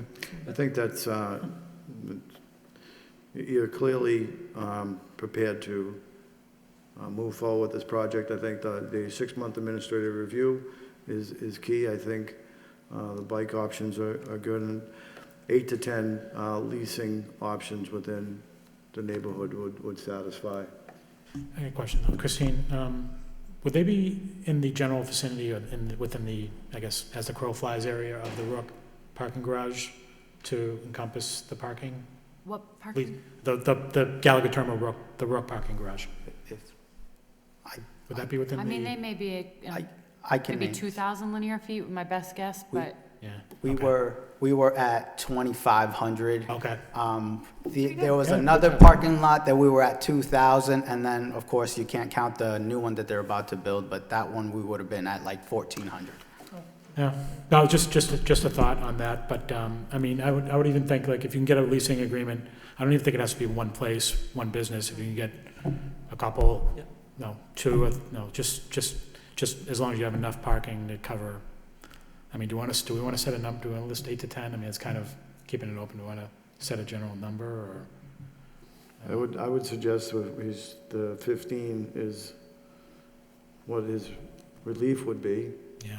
We would have to go to a minimum of 8, Yeah. in my opinion. Yeah, okay, that seems reasonable to me, so, and, yeah, it doesn't have to be at one spot. You can get split it up, so, thanks.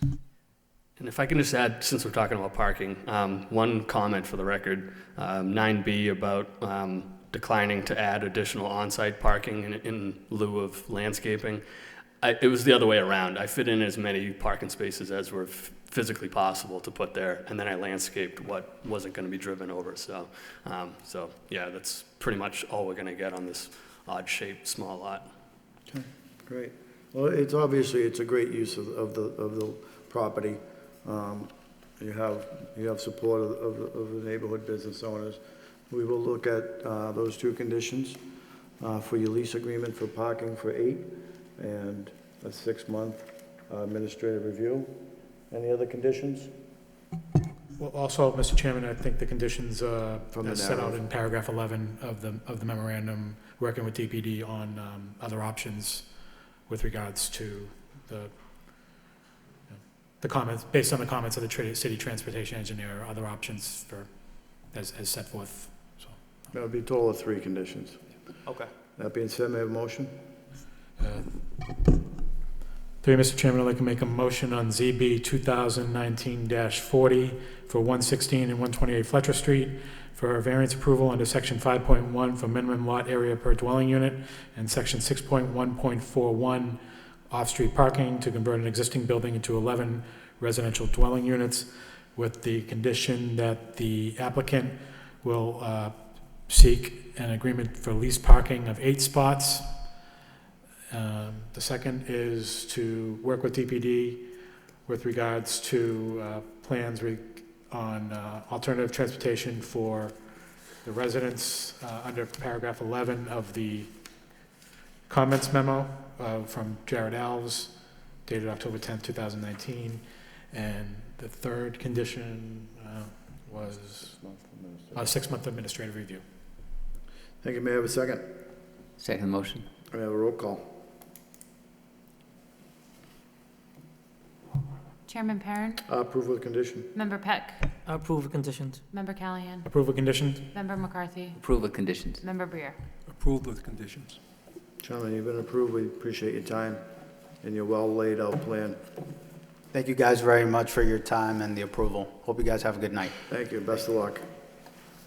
You sign in. Thank you, sir. We appreciate members of the public coming. Let's move on to variance. ZB 2019-45 at 165 Industrial Ave East. An application by TRS S&A nominee trust seeking variance approval to redevelop 165 Industrial Ave E into a new industrial building. The site is a general industrial GIZ zoning district, and the project requires variance under section 6.1.10 for a curb cut exceeding the maximum width for 1 parking space, infringing on the minimum setback from the lot line, and for any other relief required on Lowell zoning ordinance. Is the petitioner here this evening? Yes, I am, Chairman. Good evening. How are you? Good evening. For the record, my name is Matt Hammer with Lamplex Engineering and Surveying, 10 George Street in Lowell. We're here this evening, or I'm here this evening. The owner was unable to make it this evening, and he apologizes.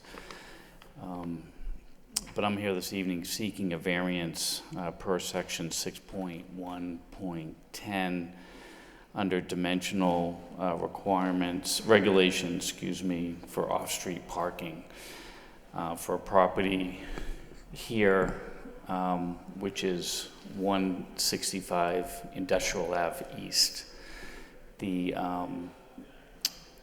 owners are the trustees of S&A Nominee Trust. They're also with King Printing. If you're familiar with this area, here's Industrial Ave East, here's Swan Street, and the applicant operates a printing business here, as well as a printing business here, and is now proposing to remove a small industrial building that's here on the property and replacing it with this area here, which is shown in brown, in making a connection to the existing building itself. This project was driven on the reason why we're here this evening. The loading and unloading of the vehicles to service this building was a little complicated in the way that we have an intersection here. And we have tractor trailer trucks that need to come in and access a loading bay without interrupting the traffic through this area, as I think everyone knows, is a pretty busy area. We sat down with Ms. Natasha Vance, the traffic engineer, and went through a few renditions of a plan in order to show how would you bring a tractor trailer truck into the site without interrupting traffic. And the way that's done is the truck would come in through here, come into the adjacent property, and then back into a loading bay through this curb cut here. Existing right now is a very large, open curb cut that's fenced right now. And what we would be proposing to do is to reduce part of that existing curb cut that exists now. And we're going to put in a sliding gate here. These folks get approximately 1 or 2 deliveries a day. They have another loading bay here which services the primary business back here. And you can see with this plan, you can actually leave the site and then get back onto Swan and then back onto Industrial Ave East. In doing so, it doesn't comply with the curb cut requirement, which is 24 feet. In an industrial district, it's just not attainable. So we have a separate access here for the parking area to service the building. There's a separate area here to service the building, which there'll be a front entrance here. With that parking area here, there's an area at the edge of the parking that's going to be 3 feet from the lot line and 5 feet required. So we're asking for relief of 2 feet there. In here,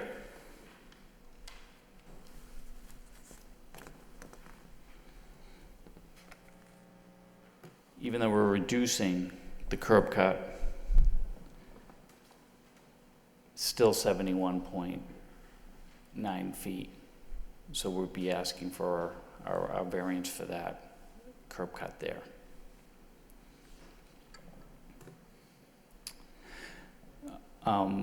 We've received unanimous approval from the planning board with this project. We have all of the comments from Jared Alves, which most of which are carrying over from the planning board, and even some of the additional comments, we have no problem with the condition that we would comply with all the comments related in that letter. I don't know if the board wants me to walk through those comments, but the majority of the main comments are we're going to be working with DPD on the landscaping around the project. We're going to maintain an easement on this property to ensure that if this property is ever sold at any time, this connection here would be removed, but there would still be an easement placed on this property so that that truck is able to still access that loading bay through the use of an easement.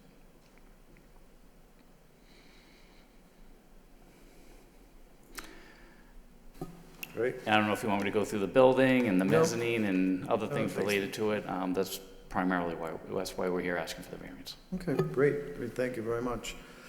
This time I'd like to open up to the public. Anyone wishing to speak in opposition? In opposition? In opposition. That portion of the public hearing is now closed. Anyone wishing to speak in favor? In favor? In favor. That portion of the public hearing is now closed. I'd like to open up the board. Van? Through you, Mr. Chairman, Mr. Hammer, great presentation, very informative, always well versed in all your information. I think to me this project makes sense. It's for a business that's existing and is growing and needs more space, which is a great thing. So I commend you and your client for that. And you are amenable to all the conditions set forth from planning and all the comments for tonight for this petition. So I think I I see no issues on my part, so I wish you the best of luck. Thank you, Van. Mark? Pretty straightforward. It benefits an existing business, and that's exactly what we should be doing, encouraging the growth of businesses. I see no reason to oppose this application. I speak favorably. Thank you, Mark. Sean? Through you, Mr. Chairman, thank you. I mean, it seems pretty straightforward to me as well, but I'm very familiar with the area, but I've got a couple of things. I'm kind of pulled up the Google Maps because my recollection was there's a telephone pole in the area, along with, I think there's like one of those drop-offs for, I think Goodwill or something, one of those drop-off things you just put clothes and stuff in. But the telephone pole kind of gives me pause, like where, I think it's supposed to be in that, almost like around that green area that you have like right in the middle, if I'm not mistaken. So what's the, how are you going to maneuver that if that's there? Now, if you want to pull it up on Google Maps, I'm looking at it right now. Okay. And that telephone pole, if you'll notice, it's just off the lot line here. Okay, so that's before the green area. Yep, so that is actually going to be in the green area. Not the one in the middle, but one right before. Is it? So. Yes. Yeah, that's what I'm talking about. It's not this one? Actually, if you pull up the other one that's has the green area in the middle, This one here? Yeah. Okay. Mr. Hammer, if you want to just come back and show you my laptop. Yeah. Why don't you have them? I just have it on Google Maps. This is what Mr. Callen's referring to, that telephone pole next to the site. Because I'm just trying to see how that affects it, especially if it's on Swan Street. It's on the Swan Street area. Well, the one that you just showed me is on. No, it should be on. It's on the Swan Street side. Those utility poles are either going to stay or they're going to be relocated. But I have, this pole here is in a green area here. Okay. Okay? This pole here is further down in an existing area which won't be in the curb cut. Yep. And this pole here will stay. So all three of those poles will stay. Okay. Is there going to be any effect? I mean, as far as there shouldn't be any effect as far as the pulling. Have you gone over with the traffic engineer as far as the pulling in and pulling out and stuff? Oh, don't get me wrong. This is a very busy area in the morning. Yeah. No, I okay, know. so it's my neighborhood, so I'm very familiar with the. You know, really. My neighborhood I grew up in, so. Really, throughout the day, it's a very busy area. A lot of the folks utilize the road itself in order to back the trucks into their sites. We won't have to do that with this configuration. Okay. So, does that answer your question? Yeah, it did. That was my only real. Yeah, most people, they stop in the road and they back themselves in, and there's a temporary pause in the traffic down into East Industrial Ave East. Yeah. But the truck can just come right in. Yeah, I think that's because I'm just like looking where that pole is on Swan, on the first utility pole on Swan Street. But it looks like, based on what you're showing me, it's on right in the front area, the green area.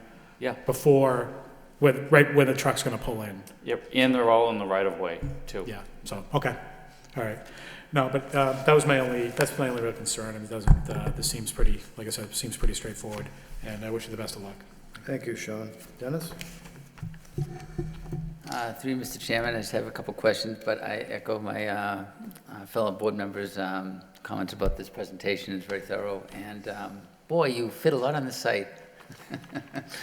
It's amazing how much you fit on the site. I went by there and I was like, wow, that's going to be great. Well, the industrial land is becoming very valuable. Yeah. So you have to make the most of every inch. No, you did a nice job. Yeah. Nice job. So I'm a little confused about the traffic flow here. One of the comments is to install a not an exit sign on that island closest to that first curb cut on Swan Street. So that's going to mean that it's not an exit for all the vehicles parked in the parking lot, is that right? So it's not for trucks, it's for cars? Is that what Yeah, that so is? the family that owns this business has very strict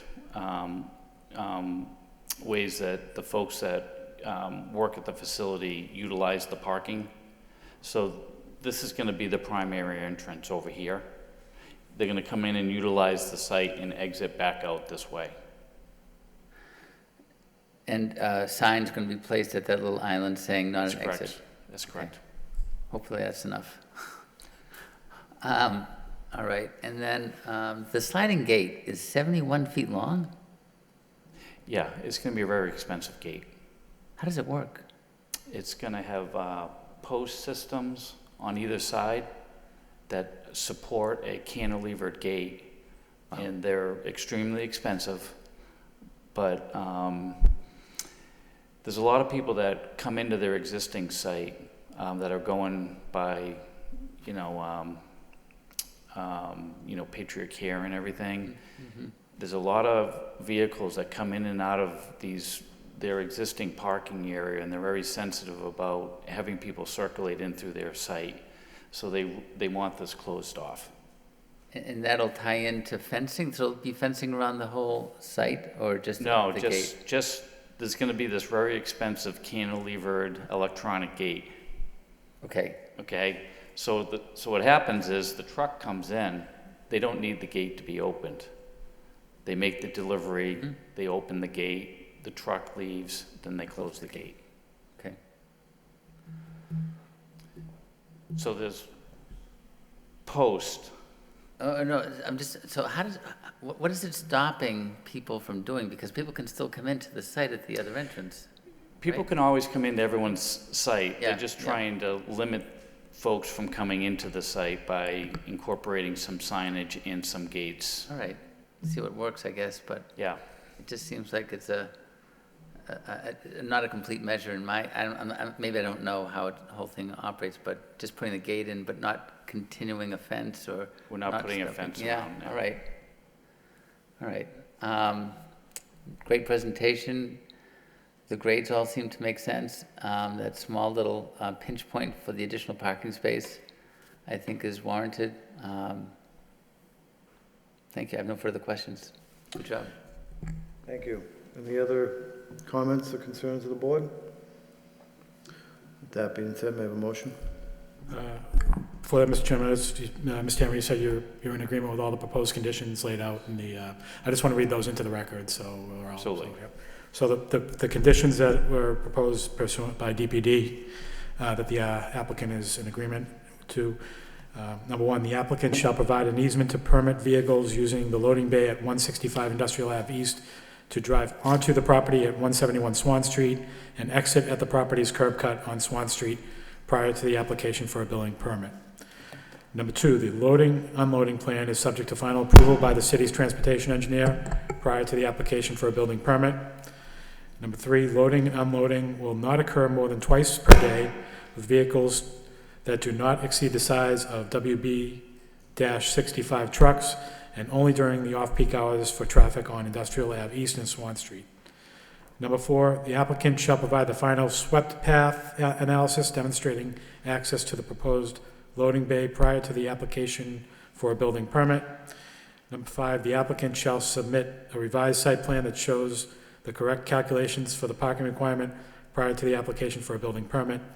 Number six, the applicant shall meet the conditions of the September 19 site plan review approval by the planning board.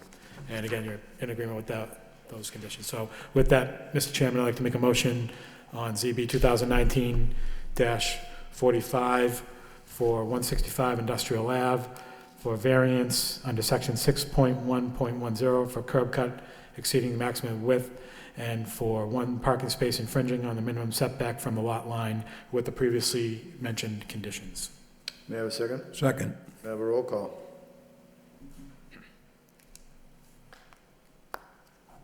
Chairman Perrin, Approved with condition. Member Peck, Approve of conditions. Member Callahan, Approve the conditions? Member McCarthy, Approve with conditions. Member Briere. Approved with conditions. Thank you so much. Thank you very much. Thank you for being well prepared as always. Have a great night. Moving on, new business, ZB 2019-44 for a variance of 201 White Street, an application by Steve-O Nomino Trust seeking variance approval for property at 201 White Street located in a traditional two-family TF zoning district. The applicant proposes to remove the upper story of an existing detached garage into approximately 440 square feet residential unit and is proposing 2 additional off-street parking spaces. The subject property consists of a single-family structure with 2 off-street parking spaces. The project requires dimensional variance pursuant to section 5.1 of Lowell zoning ordinance for the minimum lot size, frontage, rear and side yard setback, usable open spaces, parking setback, and any other relief as required. Good evening, Councilor. Good evening, Mr. Chairman, members of the board. For the record, my name is Stephen Geary, and I represent Steve-O Nomino Trust, which owns the property at 201 White Street. And as Chairman, as you read from the posting, that this is a property that requires relief for variances for frontage, rear and side yard setback, usable open space, and minimum lot size.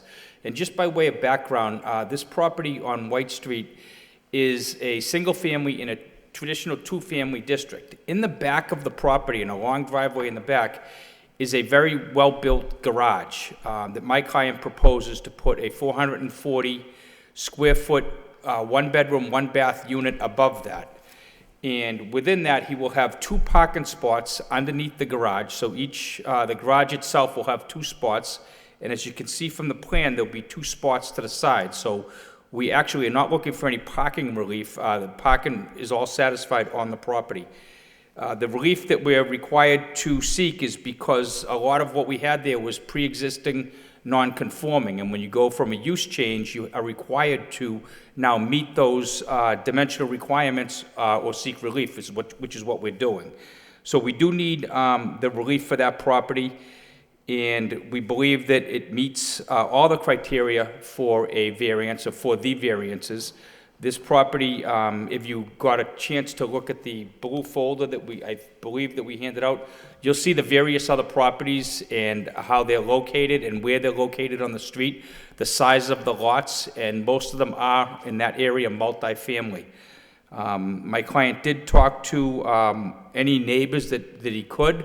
Nobody was opposed to this, and if you can envision the final product, say if it was done already by tomorrow, the neighborhood would really have no, they wouldn't even notice it being done because there's no additions being put on. The footprint stays the same, and the only thing that's going to change is the interior renovation to allow for 2 parking spots underneath, as well as the 440 unit above with one bath and 1 bedroom. So there'll be provide housing for 1 person or probably maybe even 2 people, and that's why there's 2 parking spots underneath. It will have no detriment to the neighborhood. It completely fits in with the intent of zoning in that area and without having any detriment at all to the surrounding area in the neighborhood or the neighbors. In that area, parking can sometimes be an issue because they're all multifamilies, but the parking on this property will be off-street, so there won't be an issue with that at all. I do know that we did get some comments from the city who we worked with before this, trying to iron this project out, and I can address those one by one. The first one just states that it's a subject properties in a TTF zone, and it's currently a single family, the detached garage above. And he's looking to add that second dwelling onto that property. It's number 2, his site plan doesn't indicate any utility connections to the rear unit, but my client is going to comply with whatever the city requires for him to put those lines in. It's just going to be electric and water.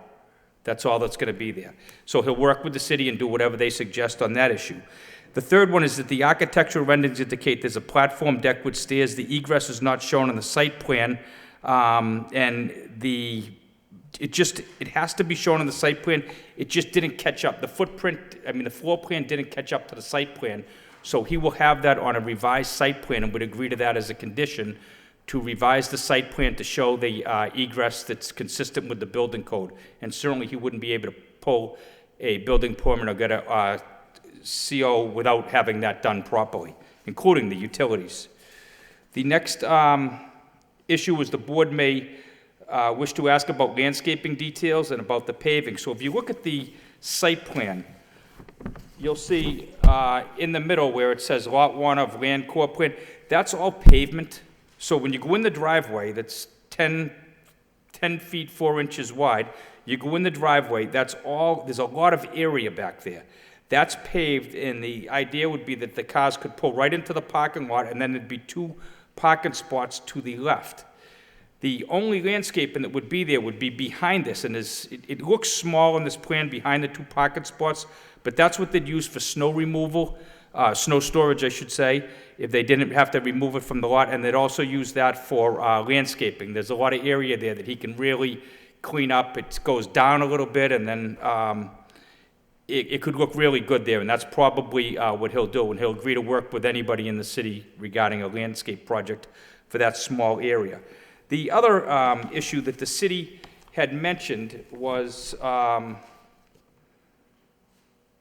that it just clarifies that the 1-foot setback from the parking area to the garage structure is not required pursuant to the zoning code. There's an exception 6.1.10. So I just wanted to clarify that. That was noted in the response from the city. The transportation department has no problem, but they weren't sure about a fire truck getting through to the 10 floor. I would suggest that that's all that's required is 8 feet. They have 10.4. The fire department knows how to get to all of these properties in the city, and very rarely would they ever pull into a driveway to do that. That, you know, if a house were on fire, that would not, I would imagine that would not be their plan of action. So they would have every way to get back to this property as they would any other property with a minimum 8 feet driveway. So this is 10.4, so they actually have more use, more space to get back there or do whatever they have to do. And then the building department just gave a historical timeline of what went on with this property all the way back to 1925, and notes that because we're doing this, they need a building permit to do it. Of course he does. So the plan would be that nothing would change, as you can see it right now, would change in the interior. And he would add that 1 unit and add the off-street parking, where cars could come in and go out, and it wouldn't be tandem parking or anything like that. So we think that although the amount of the variances is significant and the relief is significant, it's attributed to the fact that pursuant to 5.1, we have to, if we're changing a use from a single-family to a 2-family in a 2-family area, we now have to then become compliant where we were non-conforming and grandfathered in there. So from a practical standpoint, what you see now is what's going to be there, just nicer and more spruced up. So we'd ask the board for consideration in these variances. We think it's a good project. It's going to be a quick project. It's going to provide housing for 1 or 2 people in there, much needed housing in that area. And just Mr. O'Neill owns another property in that area, and he runs all his properties. He runs them very well. His tenants, there's never any issues. Everything's always up to date. There's no zoning, no code violations or anything like that. We don't anticipate this to be anything different.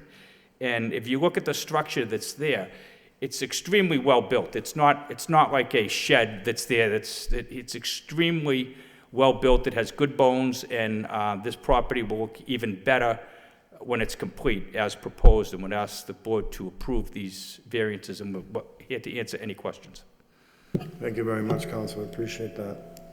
That being said, I'd like to open it up to the public. Anyone wishing to speak in favor? In favor? In favor. That portion of public hearing is now closed. Anyone wishing to speak in opposition? In opposition?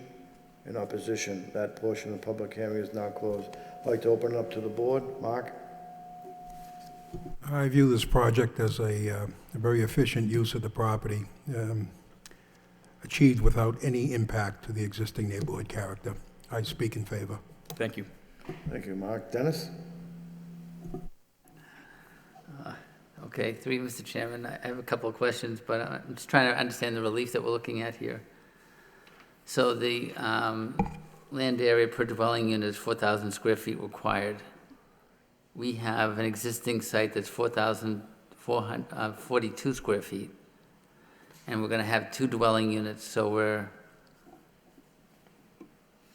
Required we'd have 8,000 square feet if it was, by right, and we're looking for roughly a 4,000 square foot reduction in land area per dwelling unit. Is that correct? Am I reading that right?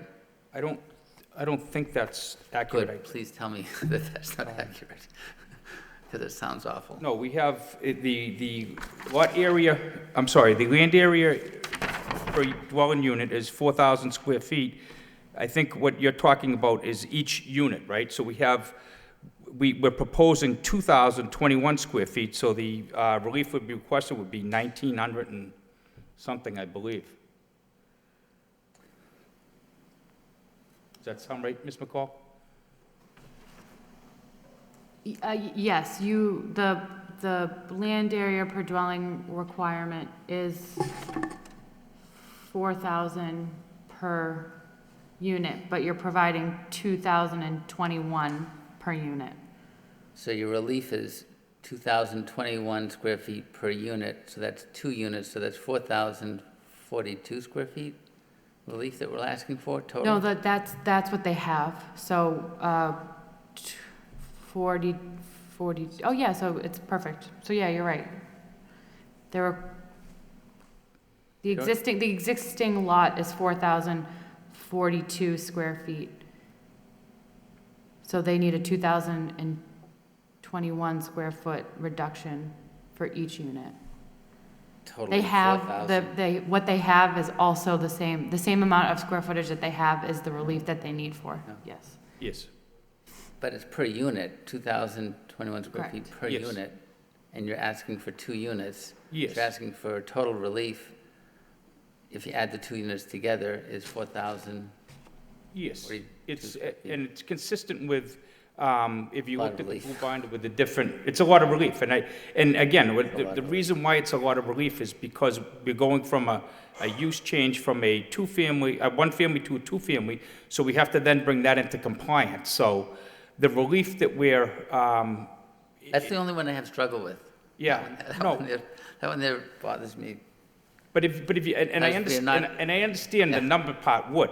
Yeah. But if you look at it like that, it's already existing, it's already there. So the only thing that's gonna change is the interior of the unit's gonna be rebuilt to house a 1-bedroom, 1-bath, and 2 cars underneath, and a garage that's already existing.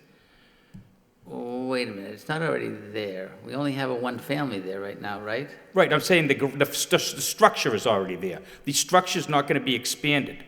So he's gonna build within an existing structure that's already on the premises. I understand, but we don't necessarily have a 2-family there today. We only have a garage with a space above it for storage or something. We don't Right. have a 2-family, so it's not already there. No, what I'm saying. Taking a barn and converting it into another apartment on another house or something, right? Right. But still, it's still adding a dwelling unit when we can't even comply with zoning for the single 1-family that's there today. The single 1-family that's there today requires 6,000 square feet of lot area, and you only have 4,000 square feet for a single family. And now we're doing a 2-family, and the lot area, it's just, look, I like the project, I'm just struggling with the numbers. How do we grant a variance for such a big magnitude? Well, I think if, the reason we did this blue folder, if you look in that and you look at the size of the other lots and what the other lots have on them, this won't even be as crowded as some of the other lots in that neighborhood. So it has no detriment to the neighborhood. It fits in, it conforms with the neighborhood, and it requires zoning relief. I understand the number appears large, and it is, and the amount of relief that we're requesting, the other ones I agree aren't as significant, but the end project, so what I meant to say is at the end, if it was approved and if it was built, at the end, you're not gonna see anything different on the structure than you do right now. The only thing that's gonna change is there'll be 2 parking spots to the left of the garage, there'll be 2 parking spots underneath, and there'll be a 1-bedroom, 1-bath dwelling unit there that will fit in consistent with the rest of the neighborhood. But doesn't comply with zoning. No, I know, and that's, we're here for that relief, and we know it's substantial, but in this case, I think it does make sense. The other thing that bothers me a little bit is the fact that we're putting a dwelling unit less than a foot from a property line. Typically, we don't do that. Typically, we have dwelling units close to setbacks required. We're not even close to the setback required, right? The side yard setback is 10 feet. Yep. We're less than a foot. Yeah, on that side, and that's, again, it's very consistent with the neighborhood. That's just White Street, everybody's right there. All right. And, you know, I know this is not a dwelling unit yet, but the structure itself is already there, as it stands right now. So it's not like after this project, you're gonna have any real change to the neighborhood at all. The property's not gonna get moved from where it is, so the footprint is already there, it's not gonna change.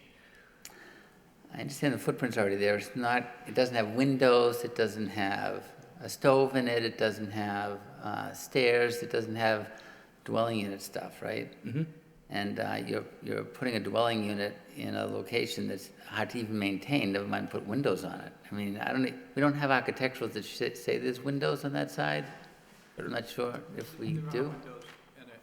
We're gonna have windows on that side? You can show them. That's a picture of the garage. Okay, can I just show this? I'm sorry. Yep.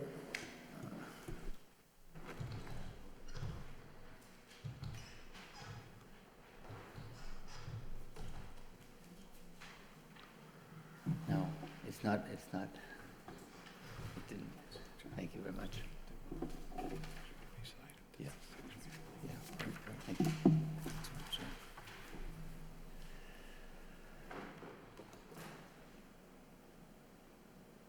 Okay.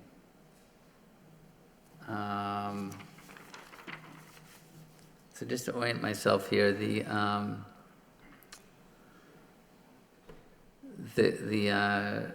living room, bedroom face the front of the garage, or? I'll let my client They're to the right side. just identify yourself. Steve O'Neill, owner of the property, Steve O'Nominee Trust. So the living room and bedroom face the less than 1 foot setback side? Is that right? Correct, it's in the back right corner. It's Okay. It's existing garage, I think it's 4.4 feet off the back boundary line. Okay. And there's a wall on the right-hand side. It's about a 4-foot wall that goes down the driveway. The other house, which is a multifamily house, is much higher. Right. And there's pictures in that book that show all the houses right on there. All multifamilies around the property. No, I've been through the neighborhood, I saw the site, and I know what's around it, which kind of makes me feel that this fits in. It's just the numbers are so not easy to say are fitting in. Thanks. And then we have a condition to, so we've got a few things that are on the comments that we're going to condition here. I would suggest We're that. going to revise the site plan to show the exits there. So we don't have two means of egress from this? I guess we kind of do. The kitchen has two doors? We're going to say Yes. that's two means of egress? I guess, okay. And he has to comply with all the building code with that anyway. Yep, but we revised the site plan to show the stair. We'll do that, yep.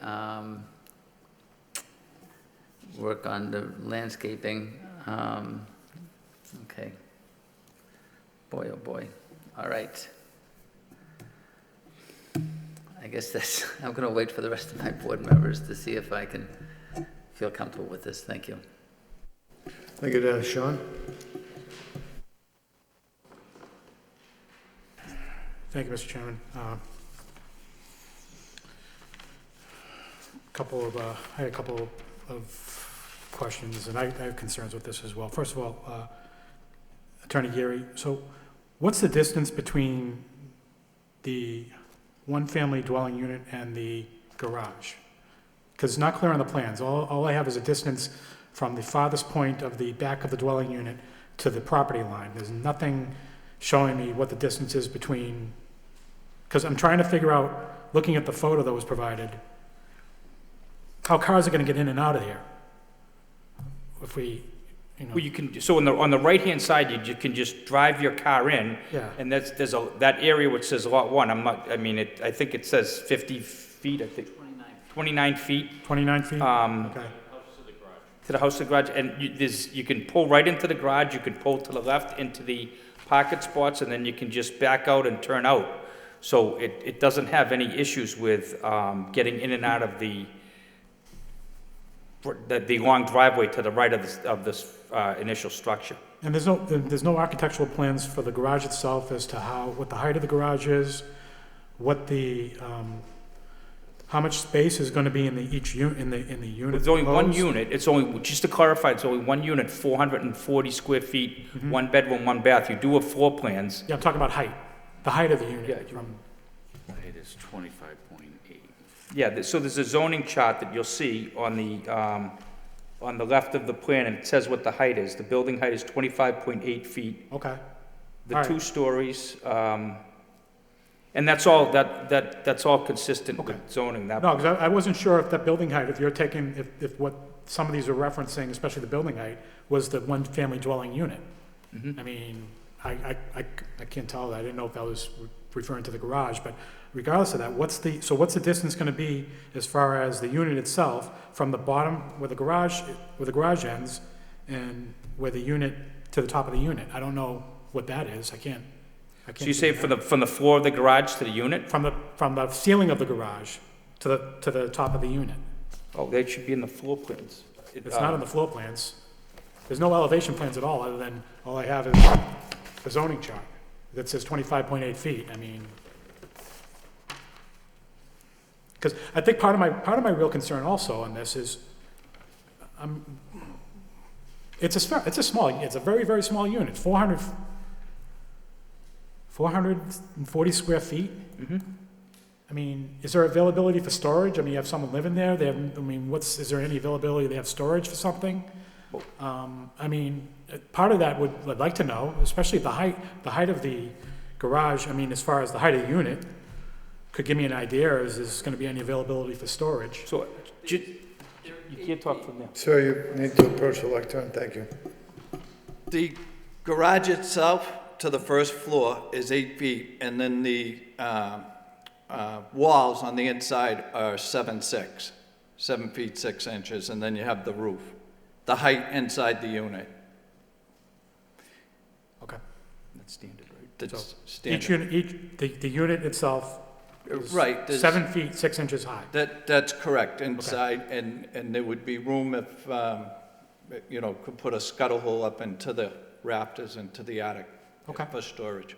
All right, I mean, what's the plans, so that's the plans for storage, Mr. O'Neill? Yeah, and then, correct, and there'll be, the 1 bedroom, and then the TV room, and a little kitchen area. We have the garage area also. Okay. Well, part of the garage, I mean, presuming. Right, for shelves if needed. I don't anticipate somebody having a lot of storage there. Okay.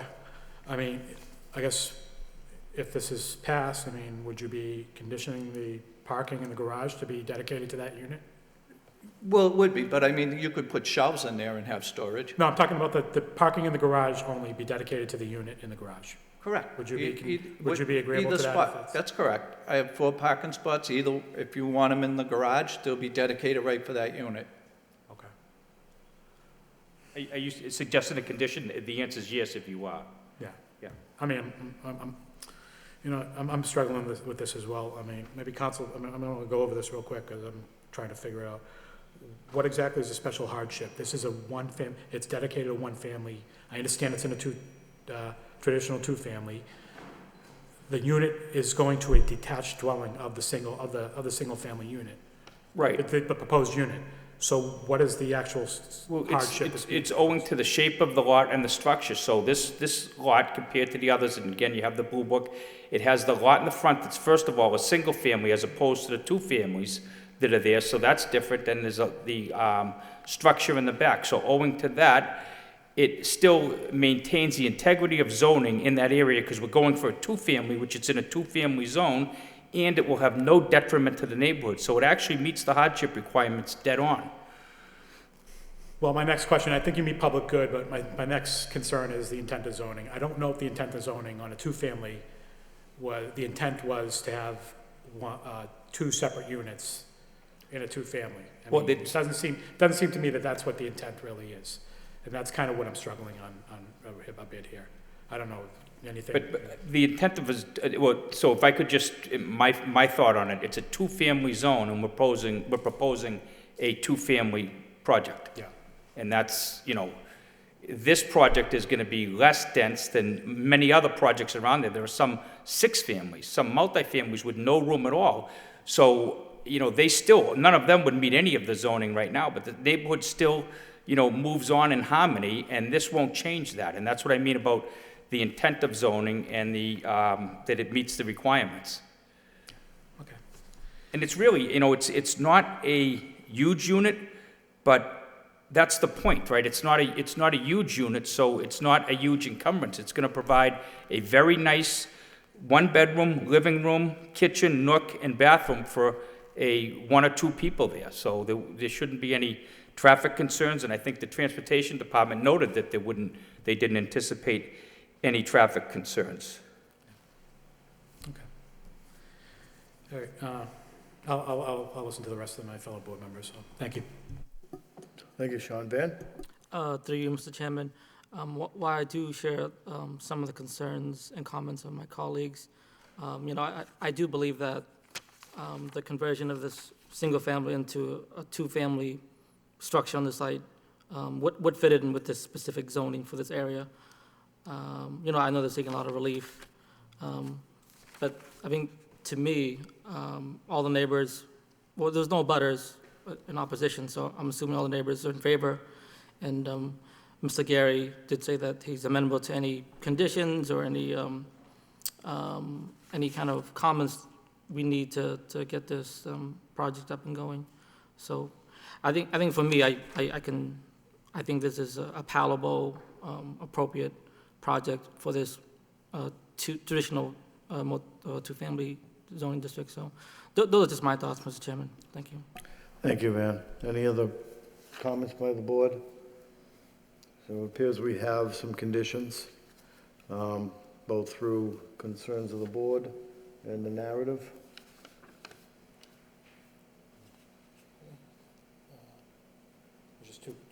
I have two conditions, right? Revised site plan with utilities and location of outdoor deck and stairs. Parking in garage will be dedicated to the garage unit up above. That's correct. Yep. Any other comments or concerns? That being said, we have a motion.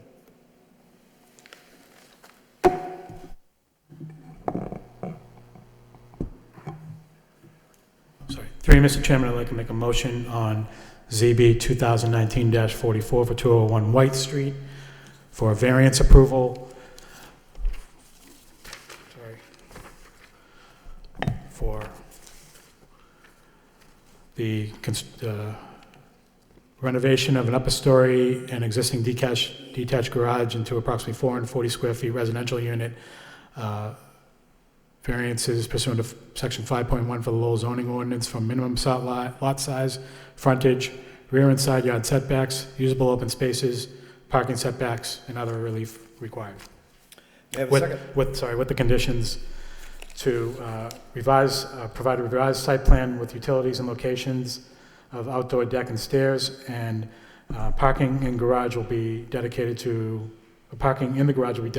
the garage unit up above. May I have a second? Second. May I have a roll call, please?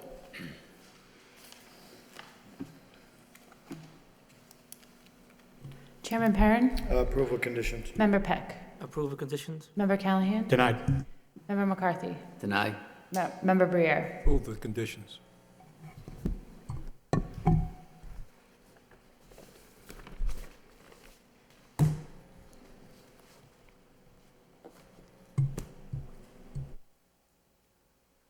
Thank you. Thank you.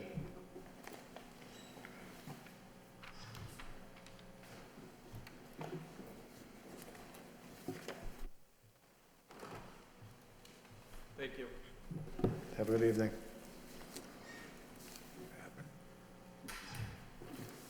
Moving forward under new business, special permit ZB 2019-42 at 408 East Merrimack Street. An application by 18 Properties LLC for a special permit approval to legalize the use of a property that has operated as an apartment building with 6 residential units. The building is in the traditional neighborhood multifamily TMF zoning district, and the use requires special permit approval under 4.52.1 to change or substantially extend an existing non-conforming use and for any other relief required in Lowell's ordinance. Good evening, sir. Good evening, sir. Can you tell us a little bit about your petition? Sure. So I purchased this property on August 28th, 2019, just about a month and a half ago. And there is 6 units in this building. However, zoning states that it is a 5-family. So I just wanted to go through the process of legally changing it to a 6.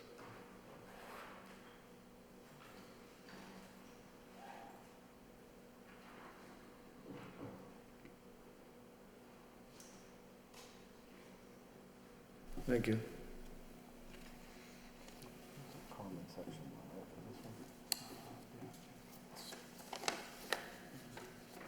Thought there was.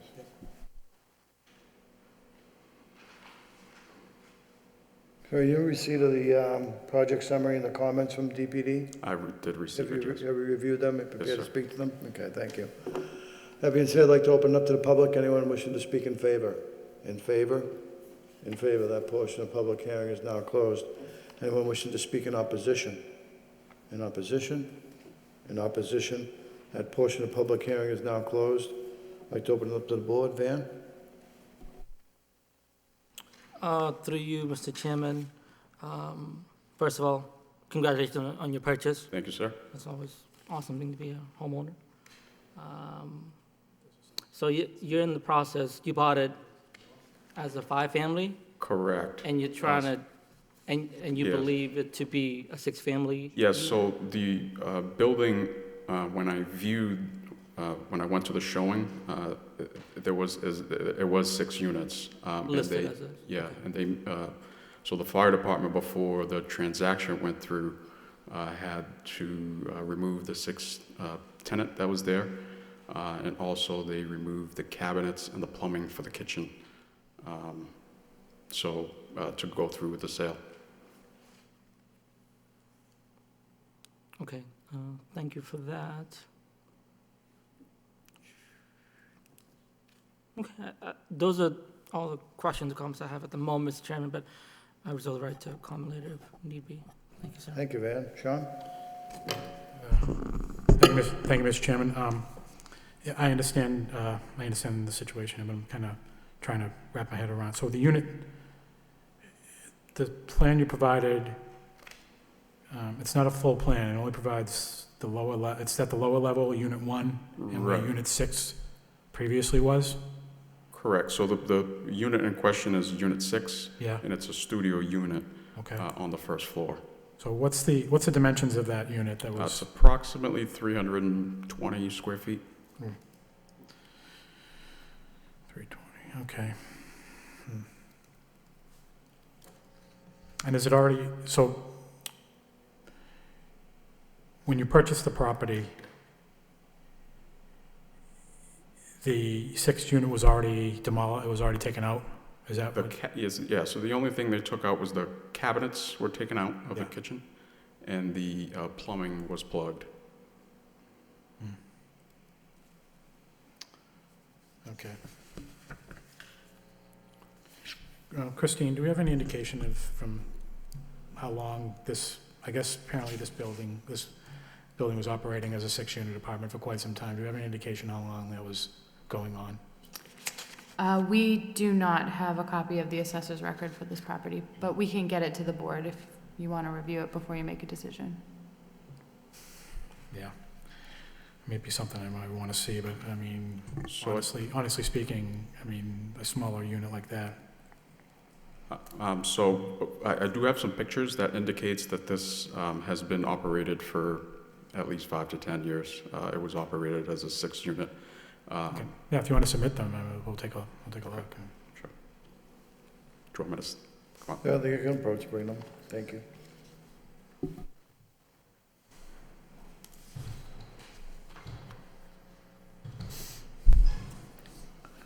Okay. So that's a wall now. I can, yeah, I can try to, yeah. So this is a wall in one. Yeah. So this, I believe that this is where they accessed, so operated at unit 2, and this is all assumption. But there's plumbing that goes through that wall, so this has to have been there like that for a long time. And, you know, there's rust on the plumbing, so. Okay. So, So this is a wall and a side of a pod. Which is, so is this the hallway right here? no, this is right here. Okay. So this is unit 1 right here. Yeah. And that's inside this closet right here, so I believe this should be a part of that, that made it a 2-bedroom. And then they closed off that wall. There's plumbing there now, there's a radiator pipe that goes up to the 2nd floor. Okay. Got it. All right, great, thank you.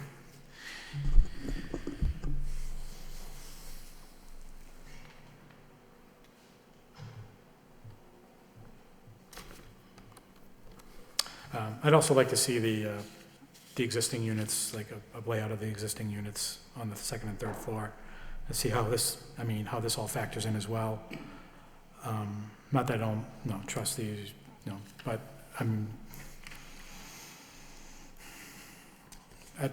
it would help to have another set of plans showing all the existing units, how they're laid out. Although I will say I'm struggling with a 320 square foot unit just doesn't. I'm struggling with it, but I mean I'm willing to I'm willing to like see if you want to provide some more information on it, take a look at it, and kind of get a better assessment of the layout of the full property, including the other existing units, numbers 2, 3, 4, and 5. That would probably help a little bit. So, but I'll listen to my fellow board members as to their concerns. So, thanks. Thank you, Sean. Dennis? I think I'd like to see more information presented. I agree with Sean. I'd like to see a site plan that shows off-street parking. And we did submit those, I believe. Christine, do we have any site plans that show off-street parking for off-street required spaces? I didn't see it posted online, that's why I asked. And then, Christine, I can't recall, I'm trying to look it up in the zoning right now. What's the minimum size for our residential units? It's 320, must be below that. Isn't it like 450 or 500 square feet? We don't have a minimum zoning requirement for unit size. We don't? We only have a minimum unit size requirement pursuant to section 8.1. We have a minimum size but that's a conversion of an old school fire building. That's where it is? Yes. So it doesn't apply to this. So 320 could work. Yes, because that actually meets the minimum sanitary code requirements, I believe. Great, great. Okay. I agree. I'd like to just see how the whole building works. Okay. From an egress standpoint, because right now we don't really have a second means of egress delineated on the plan that we're showing. I mean, other than just going right into leftover open space, right? No, there is an egress of the unit. Yeah, but I don't see any petitions that understand how that unit is subdivided and where the stair is that goes to the second floor. I don't have any of that information. Understood. So it'd be good to have that whole thing resolved so that we can see what we're approving. And is there a site plan that shows 6 off-street parking spaces? No, these are the only 2 plans that we have in the file. So I'll get Which, your site plan. it does show a driveway, but it does not mark the dimensions of That's what I thought. I don't have the parking dimensions. And is it 1 space per unit required in this zone? Or is it 2? How many do we need to be In showing the here? TMF parking,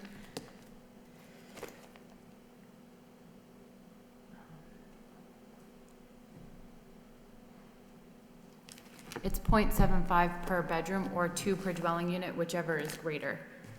So again, we need the layouts of the units to understand how many. Okay. Yeah, they're all one bedrooms, and then the 6-unit, which I'm presenting, would be a studio. So it's 5 Right. 1-bedrooms and then a studio, but I'll get you those plans. Right, and then I think there'd be a total picture for me at least Sure. to grasp and understand what we're granting or not granting. Okay. So I'd like to see this continued, if I could. Thank you. Thank you, Mark. The additional evidence requested by my colleagues seems to make great sense. I will say this, though, in favor of the petition, and I'm relying heavily on the comments from the Department of Planning and Development. The unit was previously a 6th unit. Correct. So you're not asking for anything additional. You're looking to bring it back to its original usage. And also, a recent site visit by the Deputy Fire Chief and Building Commissioner has found that the space is appropriate in size and layout and could conform to a studio apartment. So, having said that, I'm looking very favorably upon this, with this caveat that it does make sense for this additional evidence of the layout to be provided. I think that puts you over the finish line. Okay, perfect. Thank you. Thank you, Mark. Van? Thank you, Mr. Chairman. I just wanted to add a few other comments. Earlier, after hearing my colleagues, I think I was a little confused because there's some lack of paperwork and documentations, and, so I do agree with my colleagues to continue this, so we can get a layout of the units, a site plan, and kind of a parking plan. And I do agree with Mr. Breer. I think you're not asking for anything more or additional. It used to be a 6-unit.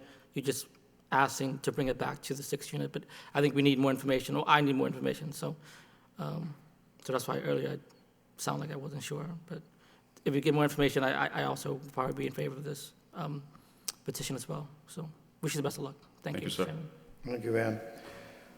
So you can hear the words in the sentiment of the board, so I would recommend continuing this. Okay. Get those plans in line with DPD. Okay. Give us a clearer understanding on what we're exactly looking at here. Shouldn't take you Maybe a week. a week, so you'll be available for the next meeting, which October 28th. October 28th. All right. Okay, so we'll continue this matter. Perfect. If you could provide those documents that we spoke of tonight. There will be no other public notice for the continuance. This is the public notice. And I wish you the best of luck with the wind and keeping your sign posted for another couple of weeks over there. I'll note, Mr. Chairman, I just looked through the package, and I did print out, there was a photo of the notice was posted on the website. So it was there, so, yeah, I mean. So we do recommend the sign go back up. Yeah. So we will continue to the next available meeting, and I'm right. sure at that point we can. One question I do have, Christine, and I know I touched on this a little bit. I'd like to, any possible way we can find out how long this was operating as a 6? Yeah, we 6 can unit? ask Could the DPD do that, or assessors. have the petitioner do that, or what's the? We can get that information. Okay, Mhm. yeah, if we could, that'd be great, thank you. So, No problem.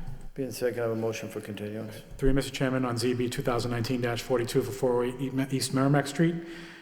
I'd like to make a motion to continue this matter for hearing to October 28th, 2019. Second, Second motion? roll call. Chairman Perrin, Continues. Member Peck, Approve continuance. Member McCarthy, Member Callahan, Approved continues to October 28th. Member McCarthy, I'm sorry, approve continuance to October 28th. Member Briere. Approve continuance. Thank you, gentlemen. Thank you, Sorry about that. I appreciate was it. typing the second. Moving forward in new business, we have ZB 2019-38, a special permit and variance at 60 Felton Street, an application provided by Orlando Viega for the construction of a new 2-family dwelling. The project is located in the traditional 2-family TTF zoning district and requires variance approval pursuant to 5.1 and special permit approval pursuant to section 4.5.7.2 of the Lowell zoning ordinance and any other relief required of the Lowell zoning ordinance. Good evening, sir. Good evening, David Kinsella. I'm an architect and I'm here representing the Vega family, Orlando Vega, standing next to me. He purchased a property on the corner of Fenton Circuit Streets. I have them shown here in yellow and green. Green is the existing, yellow is proposed. And we're surrounded by 2 streets, so we're really a triangular lot. But the boundary line is a curved boundary line that chops it off. What we're proposing is 2 1,200 square foot units with a basement in this unit, and we have 2 off-site spaces for each unit.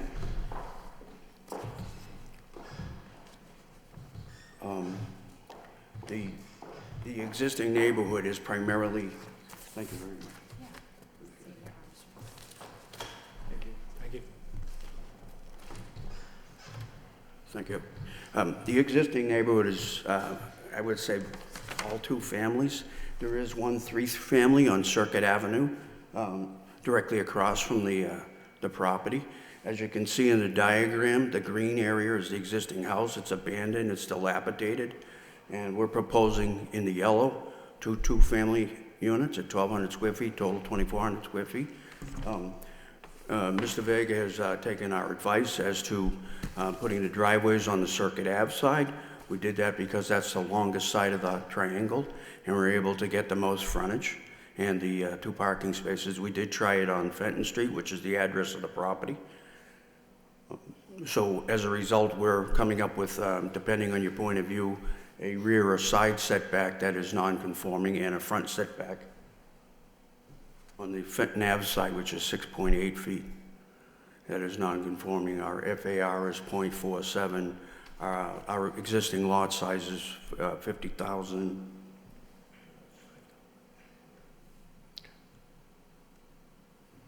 5,053 square feet. We're required to have 6,000, so we have an existing non-conforming lot under present zoning, so we need relief on the lot size, and we're here for a special permit for that reason.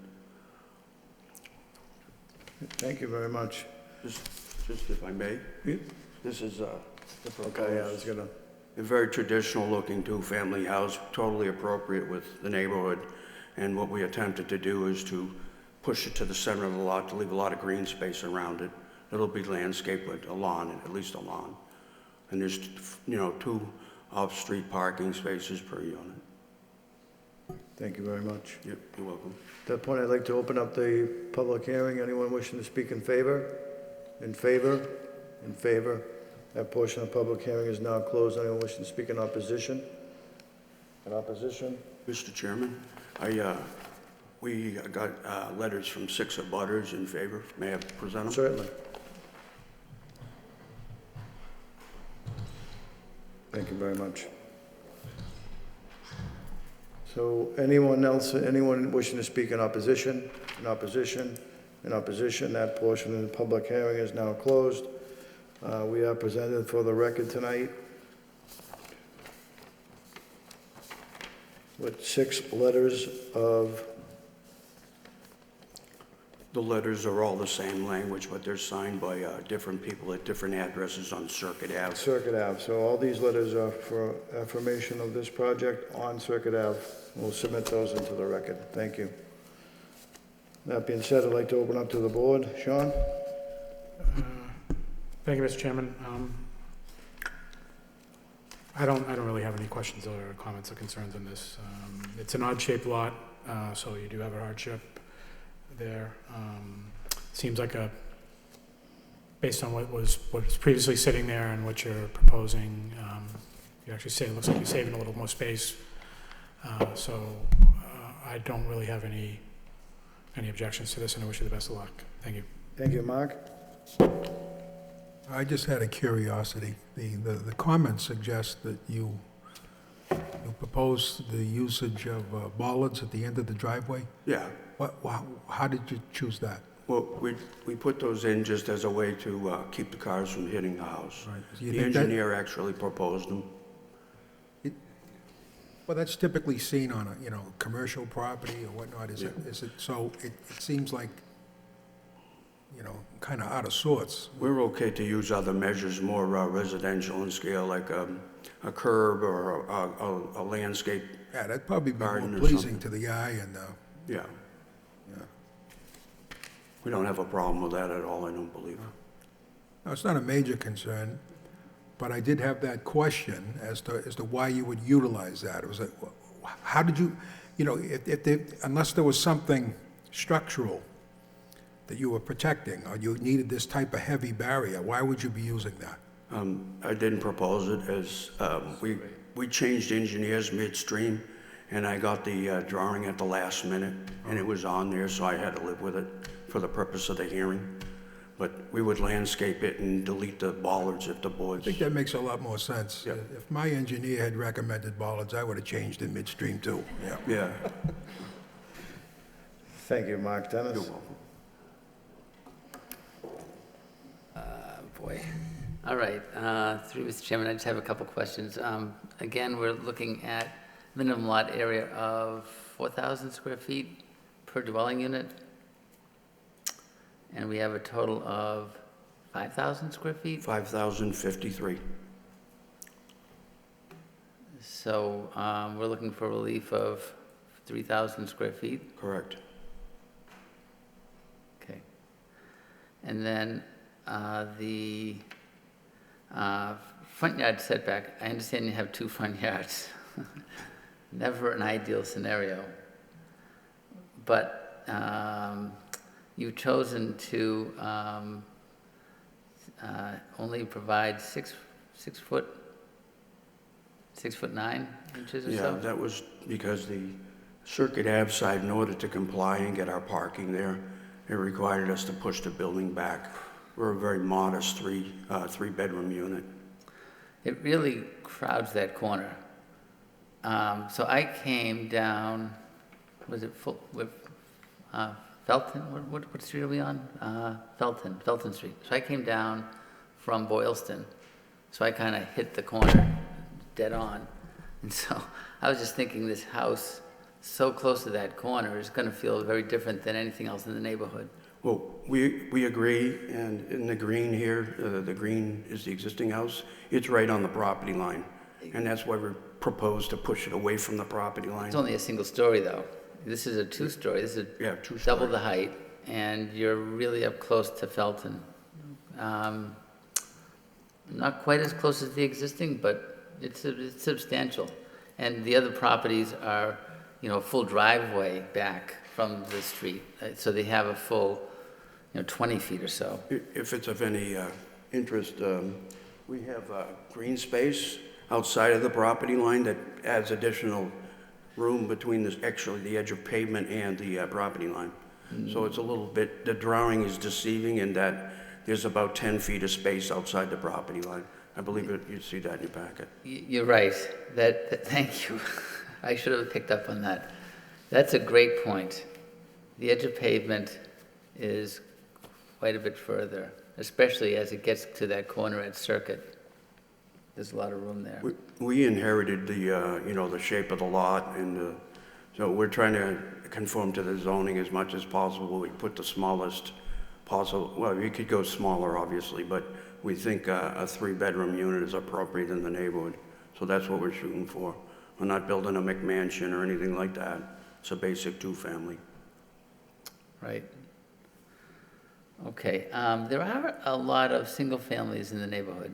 I think you stated that there were mostly 2 families, but I counted several single families on the adjacent streets, Chamberlain and Felton, and then surrounding. I think you don't go up Felton Street very far before you come across a single family on the opposite side of the street that's very similar. I don't disagree with you, but when I visited the site myself, I saw it in the adjacent vicinity. Direct abutters are 2. They are. And It there's feels a 3 like and a 2 and 2, so duplex. we're kind of harmonious with our direct abutters. That's what I was looking at too, is that just how many are around it. All right, so our biggest hurdle is our square footage that we have, going from lot area again, from 4,000 square feet required, and we're only really providing 2,500 square feet for lot area. Okay. Big difference.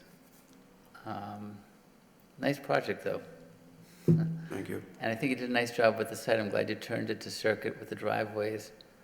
And thanks for pointing out that setback from the actual paved streets is actually going to feel a little more graceful. All right. No further comments. Thank you. Thank you. Thank you. Dennis Van? Through you, Mr. Chairman. You know, I think to me this project makes sense. You know, they're trying to construct a two-family dwelling in a traditional two-family district. You know, and I think there's some hardship. It is in a kind of a awkward corner of the street there. You are seeking quite a bit of relief. You know, I think you have some merits to this project. And to me, it makes sense. So I think I support this. So I wish you the best of luck. Thank you. Thank you, Van. Any other comments or concerns from the board? That being said, may I have a motion, please? It's a special permit and a variance, correct? Yes, I actually need 3 votes, though. We need 1 vote for the variances, the dimensional variances, 1 vote for the special permit, because it's a demolition and reconstruction of an existing non-conforming structure. And then just to make it complicated, in that demo and reconstruction special permit, it delimits the reconstruction to the height of what's there. So even though they're proposing a dimensionally compliant new structure height-wise, though just the way that special permit is phrased, it delimits them to that 1 story. So they just need a variance for height pursuant to that special permit. So it's 1 special permit, 2 variances. Correct. Okay. All right, so we'll start with the special permit. Through Mr. Chairman, on ZB 2019-38, I'd like to make a motion for 60 Felton Street for a special permit under section 4.5.2.1 to construct demolition and reconstruction of a new 2-family dwelling. I have a second. I'll second the motion, Mr. Chairman. Roll call. Chairman Perrin, Approve special permit. Member Peck, Approve special permit. Member Callahan, Approve special permit. Member McCarthy, Approve special permit. Member Briere. Approval. Second, may I have a motion for the variance? Through Mr. Chairman, I'd like to make a motion for variance under sections 5.1 for side yard setback and front yard setback. And other dimensional variance, variances. So moved. May I have a second? Second motion. Roll call. Chairman Perrin, Approve.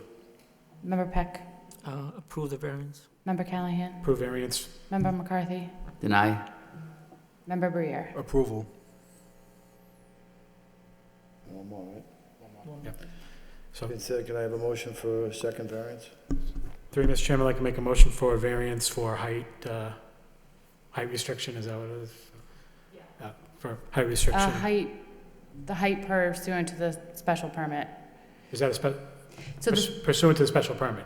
yes, because the special permit they're requesting delimits the new structure to the existing height, and I don't think that's reasonable. So if I just say variance pursuant to the special permit, for height pursuant to the special permit? Yes. Previously granted. Motion. May I have a second? I'll second the motion, Mr. Chairman. Roll call. Chairman Perrin, Approve variance. Member Peck, Approve the variance. Member Callahan, Approve variance. Member McCarthy, Approve the variance. Member Briere. Approval. You're all set. Thank you very much. Thank you. Appreciate you coming in, being I hope your prepared. night goes by faster. Yeah, thank you kindly. We're in the home stretch.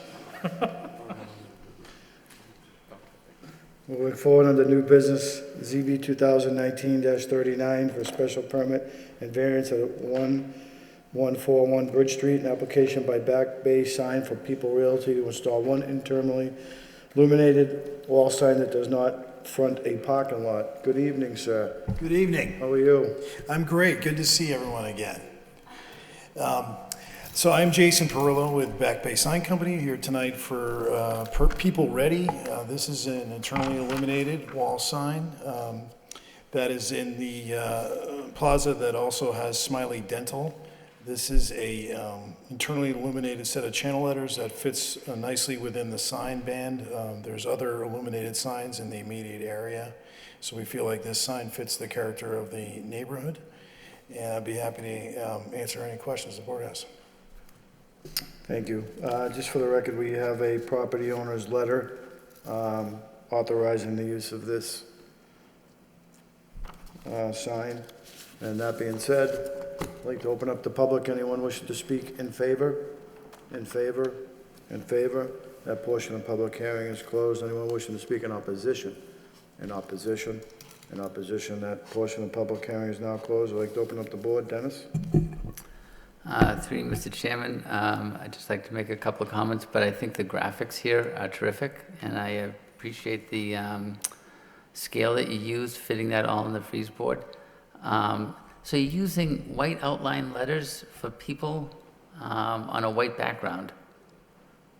Is that going to read well during the day? Because the letters do have a trim cap around them, so that should help it pop enough. Okay. Just asking. That is a good consideration, though. I'm not asking for you to put a background Yeah. piece there, but I just see white on white with just an outline. It's actually thinking that the raceway that the letters are mounted to is a little bit of like a tannish off-white. that so could help that should help. create a little bit of a Contrast, yeah. Okay. Nice job. I have no further questions. Thank you. Thank you, Dennis. Mark?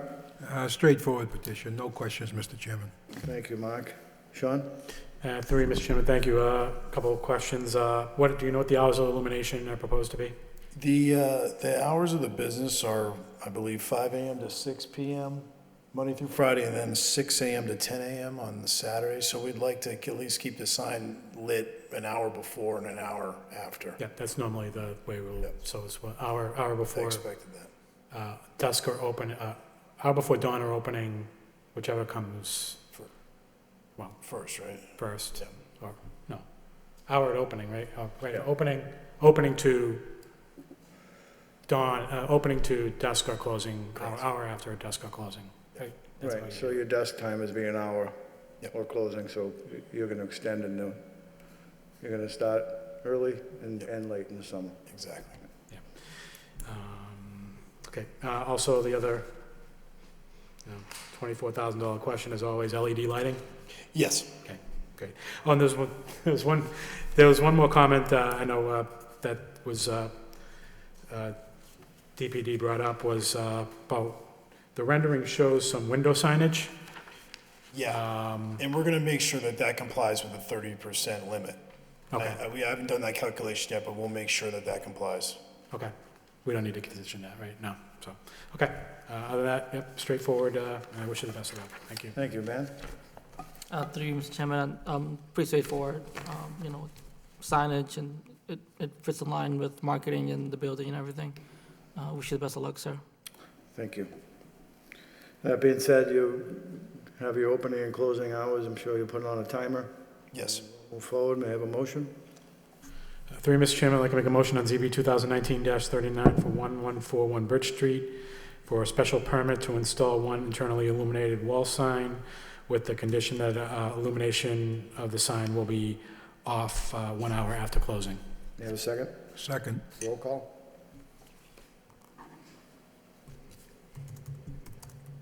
Chairman Perrin, Approve. Member Peck, Approve of conditions. Member Callahan, Approval condition? Member McCarthy, Approve with conditions. Member Briere. Approval. Been approved. Thank you for coming in. Thank you very much. Thank you for your patience this Good evening. night. That's okay. Thank you. Breakfast will be served in 1 hour. Moving forward under new business. Moreover, we thank you for your patience. Variance at 29 Harlem Street, ZB 2019-43. An application by Linda Spur and Walter Bevis for variance approval to construct an approximately 255 square foot addition to the existing single-family home at 29 Harlem Street. The home is a traditional neighborhood, two-family TTF zoning district and requires variance approval under section 5.1 to encroach on the minimum side yard setback for any other relief required of the Lowell zoning ordinance. Good evening, sir. A very Good patient afternoon, man. Chairman and members of the board. My name is Walter Bevis. own and reside at the house of Mrs. Linda Spur. I appreciate you having this hearing tonight, where we're just looking to build an addition for a bedroom. Initially, when we were looking to do it, we hired a contractor. We had a plot plan from 1970 when the house was originally built. That plot plan was submitted with our desired drawing of how we wanted it done. Permit was issued to build the foundation. The foundation was, in fact, built, and a frame was built on it, as well as the electrical. We found out at that point, when my contractor tried to get a building inspector to inspect it, that it was required that we had a surveyor come in, because it's an as-built, and they needed a new drawing for the city of Lowell to put on a permanent record. It was discovered at that point that the drawing that the surveyors came up with differed from the drawing in 1970. That our plot plan was more angled than it was straight. So what it did, it essentially what happened is it started at an appropriate, at the beginning of the foundation. We ran parallel with the left side of the house, and it ended up, by the time at the end of the 18-foot foundation is 1 foot, it's 9 foot instead of the 10 foot that's required from our property line. The abutter does not have an issue with it, and in fact, his house, his driveway is before his house, so he's got at least 15 feet of land on his side. So I understand it's an encroachment of 1 foot on our property line. However, it doesn't seem to be affecting him or any of the other abutters at all. We have the required footage in the rear of the house. And because of the amount of money we've already put into the addition, and as far as it's already gone on the project, we're asking for the variance for the 1 foot. Hey, thank you very much, appreciate it. That being said, I'd like to open up to the public. Anyone wishing to speak in opposition? In opposition? In opposition, that portion of the public hearing now closed. Anyone wishing to speak in favor? In favor? That portion of the public hearing is now closed. I'd like to open up to the board. Van? Through you, Mr. Chairman, thank you for bearing with us, and I know it's been a long night. I think, to me, this relief can be granted. It makes sense, so I have no real issues with it.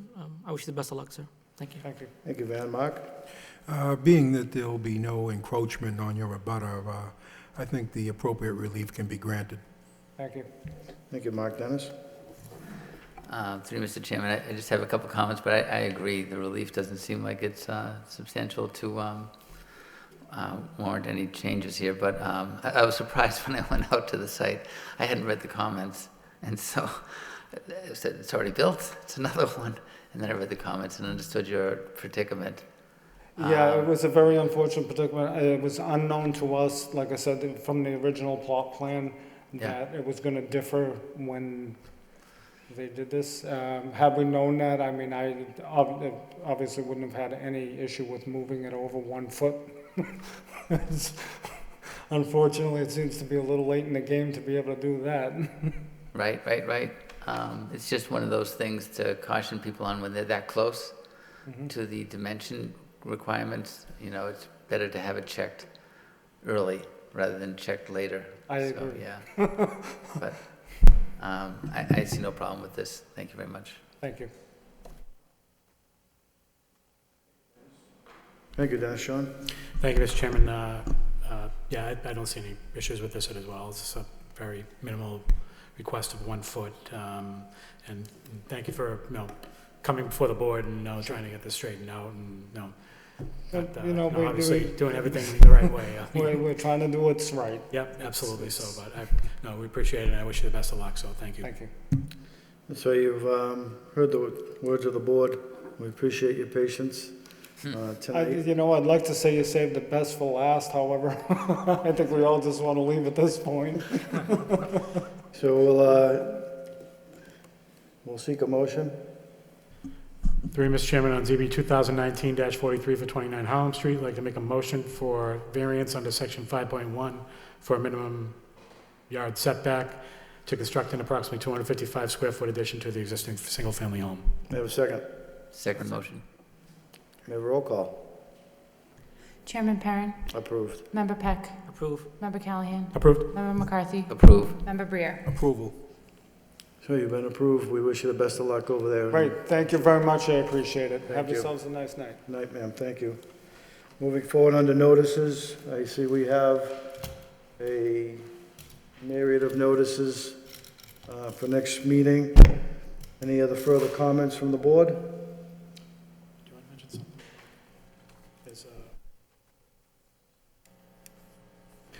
Yes, the clerk has brought to my attention and to the public, we do have an opening for an associate member. We do not? Technically, right now, we have a full board membership open.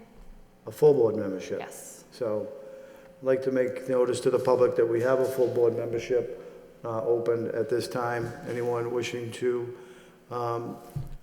seek appointment to the board, please visit the website, make the proper notice to the city manager's office so we can complete and round out our board. We believe we've been looking for some time. We haven't. The website says associate board member, but you are correct. I think we are.